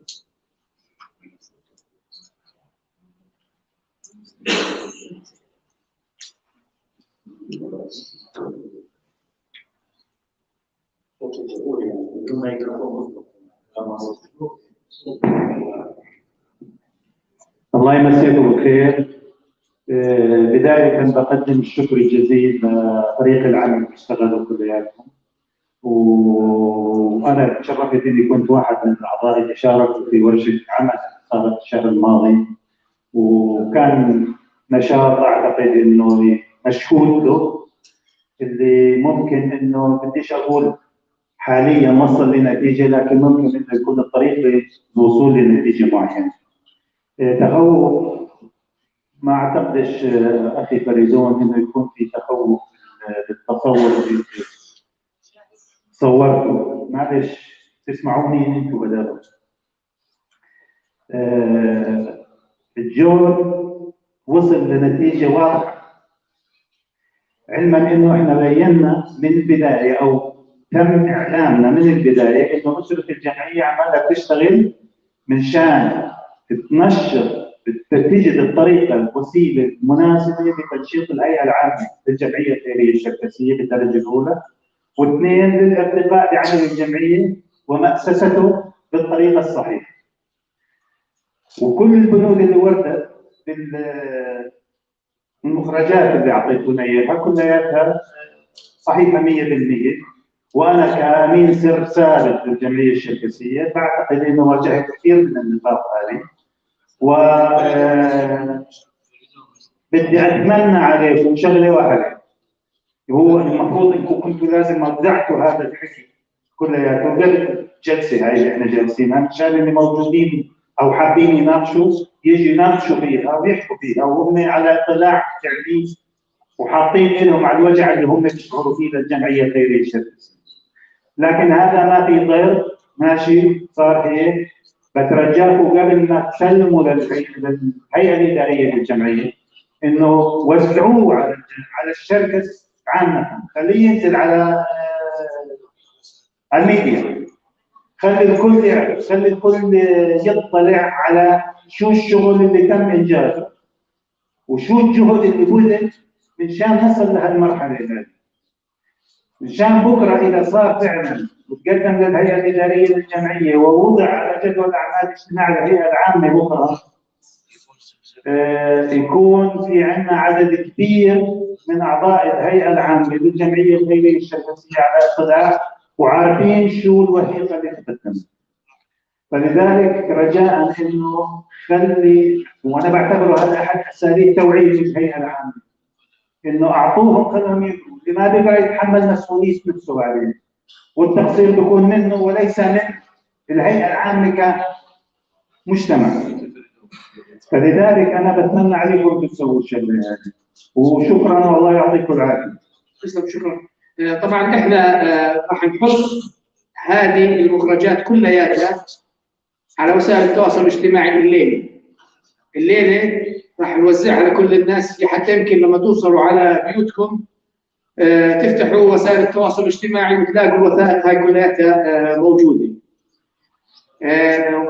برضه بدي ارجع للموضوع اللي احنا شفنا انه احد النقاط الرئيسيه اللي لازم يتم البت فيها من قبلنا كمهتمين في الجمعيه الشركسيه وكاعضاء الهيئه العامه. الموضوع برضه تطرق له الدكتور محي الدين، ولكن انا بدي اطرحه هلا بطريقه انه لازم نسمع اراء عن هذا الموضوع، لانه موضوع مهم وقاعدين عم نتناساه، اللي هو موضوع اجتماع الهيئه الاداريه، الهيئه العامه عفوا، وتقديم التقرير الاداري والمالي اللي يفترض انه يكون ب 31/12. ولكن اللي عم بيصير فعليا انه التقرير المالي لا يقر من قبل مدقق الحسابات ب 31/12، بل يقر ويدقق حتى 31/4. يعني احنا عم نحكي للهيئه الاداريه اللي خلصت سنتها واللي عم بتروح بشهر 12 بنقول لهم مع السلامه، الله يعطيكم العافيه كثر خيركم، مع انه التقرير المالي ما اعطوه لي، ما سلموا لي، عم بيحكوا لنا بشهر 4 بتيجوا على الهيئه الاداريه جديده وبتتحاسبوا انتم وياهم. طبعا الهيئه الاداريه الجديده مش مسؤوله عن التقرير المالي، التقرير المالي والاداري. فاحنا عم نحكي للهيئه الاداريه شكرا لكم، مع انه ما حاسبناهم، يعني مش بالضروره نحاسبهم، على الاقليه الهيئه الاداريه القادمه لما بدها تبني خططها، وهذه المشكله لما احنا بلشنا نشتغل على الاستراتيجيات نتوسع اكثر. كيف انت بدك تبني استراتيجيه وانت ما بتعرف كهيئه اداريه قديش في معك مصاري في البنك؟ بمنتهى البساطه اذا بدها تيجي هيئه اداريه تخفف العبء عنها، تيجي بشهر 12 قبل ما تروح بتقول لك انا تارك لك بالصندوق 100,000 دينار، مع انه فعليا حسب مدقق الحسابات راح يطلع بانه انت مديون ب 200,000 دينار. فكيف انت وعدت الهيئه العامه انه انا بدي اساوي 1 2 3 4 لانه تعتقد انه في عندك 100,000 دينار بالصندوق، بس تفوت بالاداره تكتشف انت مديون ب 200,000 دينار. وهذا الخلل ما في مؤسسه في الدنيا، غير الجمعيه الخيريه الشركسيه ارجح موجود في هذا الشيء. هاي الاستاذ ايوب ممكن تفضل. لا يعني هي ما بدها بس تعديل النظام اللي ايش يصير يساوي؟ تغير موعد الاجتماعات بحيث يشتغل التقرير قبل الانتخابات. نغير موعد الانتخابات ايش يساوي؟ تستغرق الهيئه الاداريه العامه اللي كانت مسيطره هي مسؤوله عن التقرير المالي، قد مو كله يغير. معناته 31/12 تنتهي السنه الماليه ولا تنتهي السنه الماليه؟ تنتهي الاداره. يقدروا يكملوا؟ ايهما اسبق، يا الهيئه الاداريه يا يقدروا يكملوا خلال شهر يقدموا هذا التقرير؟ اذا هل ممكن يكون هذا المطلب؟ تفضل استاذ بهاء. رجع الانتخابات على موعد اللي هي امتى؟ 15/8. اذا في عندنا هي حلين، شو رايك استاذ؟ هو الافضل بقول ايهما اسبق. في حدا عندك علي؟ تفضل استاذ نوزل. نرجع للسيستم اللي كان قديم. كان قبل اصلا حتى ما كان في وسائل تواصل اجتماعي، ما كان في وسائل تواصل اجتماعي، وكانت الاجتماعات بتصير بناء على دعوه من الهيئه الاداريه للجمعيه الخيريه الشركسيه، تنبعث بالبريد قبل الاجتماع باسبوعين 3. كان يصلنا التقارير الاداريه والماليه، ندرسها ببيوتنا ونيجي على اجتماع الهيئه الاداريه في وقته ونناقش ونقرر او نعتمد عليه. ليش ما نرجع لنفس الاسلوب لنفس الطريقه؟ ما بدنا لا تغيير نظام ولا بدنا اي شيء. هلا زي ما تفضل ايهاب وحكى، خلي الاجتماع الانتخابات ترجع لما كانت عليه. بدك تمدد الانتخاب الاداريه لشهر 6. هذا القانون مش موجود. هو التمديد اللي كان حاصل اللي صار في اخر 10 سنوات، والتمديد اللي كان صاير هذا كان بيشوف بتجاوزا على القانون بموافقه وزاره التنميه الاجتماعيه، احنا خلينا نرجع زي ما كنا اول شيء بدناش اياه تنبيه انتهى. هذا الان غير منصوص عليه بالنظام. غير منصوص عليه بالنظام. عشان يكون النقاش من طرفين. فلذلك اعتقد انه الشغله سهله جدا ونرجع احنا للنظام اللي بنص عليه نظام الجمعيه الداخليه. انت مع انه يرجع الانتخابات؟ تفضل باشمهندس. مساء الخير. طبعا هل انك ترجع الانتخابات لموعدها زي ما حكوا ب 15/7، لكن المشكله انه مده الهيئه الاداريه 3 سنين فقط. بالضبط 3 سنين بنتهي بشهر واحد، اوكي؟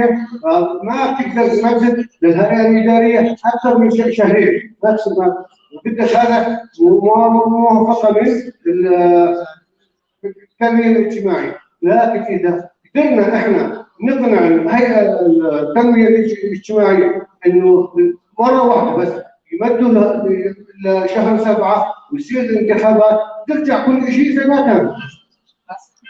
هلا احنا متفقين كلياتنا انه الخلل جسيم، الخلل كبير. فمشان هيك لابد يا ريت نطلع بحل مشترك اللي نتابعه كاعضاء في الهيئه العامه. تفضلي مهندس. مساء الخير، يعطيكم العافيه. انا كنت عضو بقانون الجمعيات. كنت عضو بلجنه تعديل قانون الجمعيات.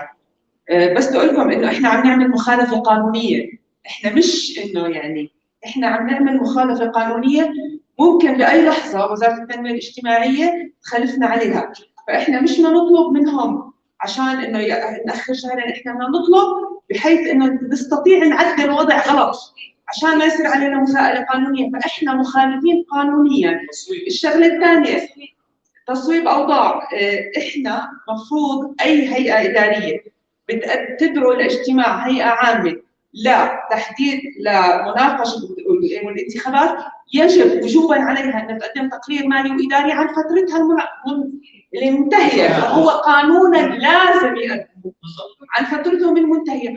وفي احنا ما بنسمع في الجمعيه الشركسيه في شيء اساسي اسمه ابراء ذمه. ما بصير اي هيئه اداريه تطلع بدون ما نبرأ ذمتها، وابراء ذمتها بتضمن تقرير مالي، تقرير اداري، وتسليم عهدتها. يا جماعه احنا قعدنا نعمل دراسه، كل واحد بيحمل حاله بترك الهيئه الاداريه بلم الاوراق وبيروح فيها. شو هذا؟ ما في عندنا ارشفه، ما عندنا هيستوري بالجمعيه، كل واحد بلم الاوراق وبيروح فيها.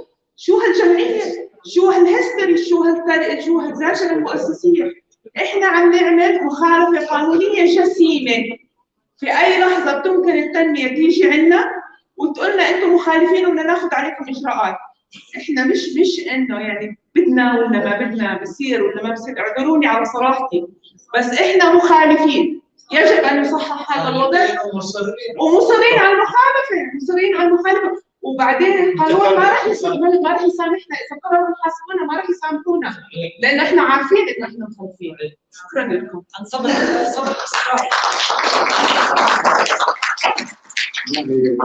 شكرا يا لاله. بدي اكون صريح اكثر من هيك. انا كنت في الحكومه عندنا، لما بيجي مندوب وزاره التنميه الاجتماعيه على اجتماع الانتخابات وبصادق على المحضر، فهو مخالف للقانون، هو نفسه مخالف للقانون. لماذا يقول مندوب وزاره التنميه الاجتماعيه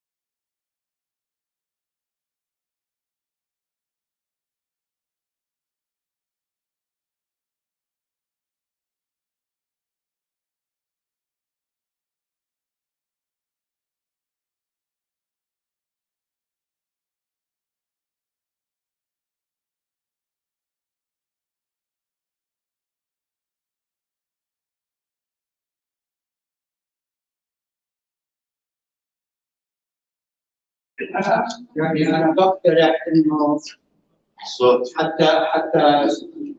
حتى نمشي صح ونبدا الخطوه الاولى، انه باسم كل الخطوه انه نطلب من الهيئه الاداريه بشكل رسمي حاليا انه تقدم طلب لوزاره التنميه لتصحيح ما نطلبه، اللي هو تقديم يعني المصادقه.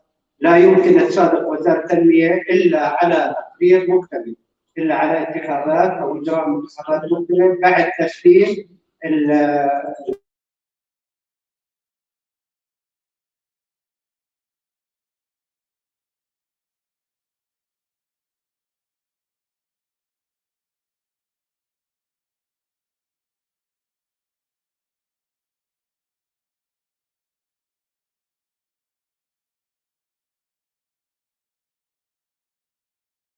نبدا نشتغل.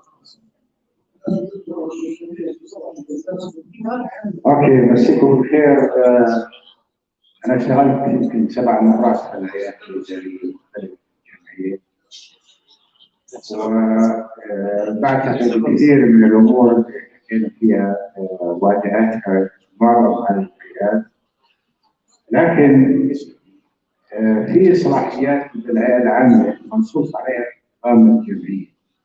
يعني احنا بدنا نطلب عقد اجتماع عقاري غير عادي في الجمعيه، وفي هذا الاجتماع نطلب من الهيئه الاداريه ان تصادق على التقريرين المالي والاداري، تجهزهما للمصادقه قبل انتهاء المده اللي لا اول مش راح يلعب، لانه قبل 12 مش راح يلعب. من مدة مدة الانتخابات بقرار من الهيئة العامة. هذا مثل طلب لوزارة التنمية. خلي يعني انا بعتقد انه هلا تم الاتفاق على مراجعه الجهات المعنيه ان كان الهيئه الاداريه واطلاعهم على الموضوع، بالاضافه الى تقديم التوصيه من قبل حضراتكم بانه عمل اللازم لتصويب الموضوع باي اجراء كان. اتفقنا؟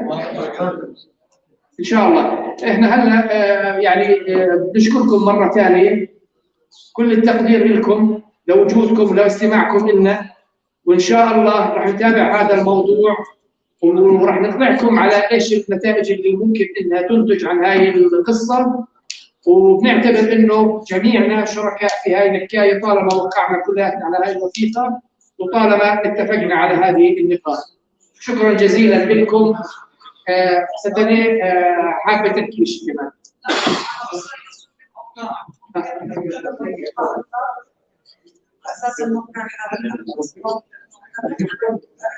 ما بعرف اذا مش مستعجلين الناس والتدريبات.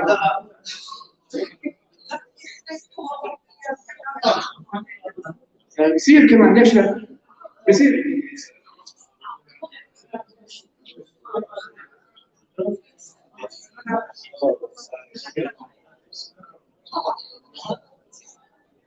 نكتب على راحتنا وبنتابع.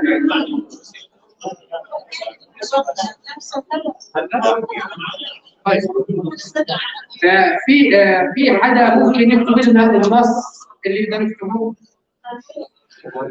استاذ ايوب ممكن تعد لنا نص انه نكتب للهيئه الاداريه شو مطلوب؟ احنا مستعدين للموضوع.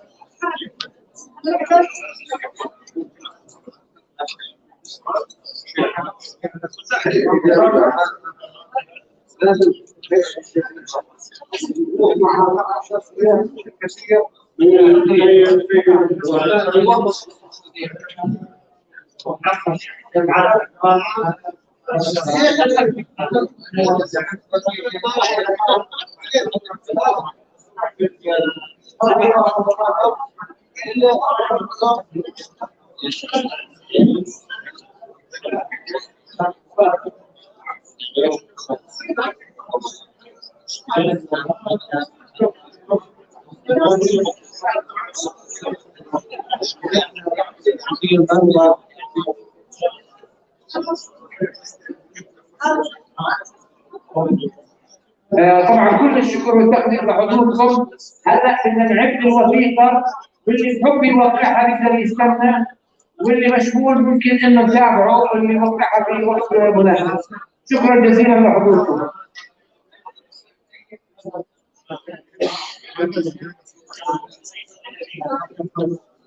المجلس العشائري اخذوا قرار هلا بانهم يوافقوا على القرار اللي تم اتخاذه هلا. فباسم المجلس العشائري كمان نحكي له فيه.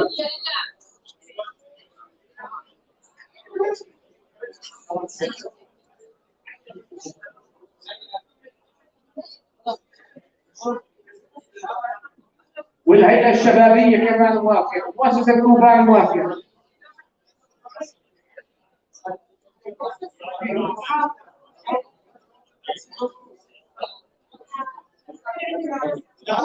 والفرع النسائي بيقول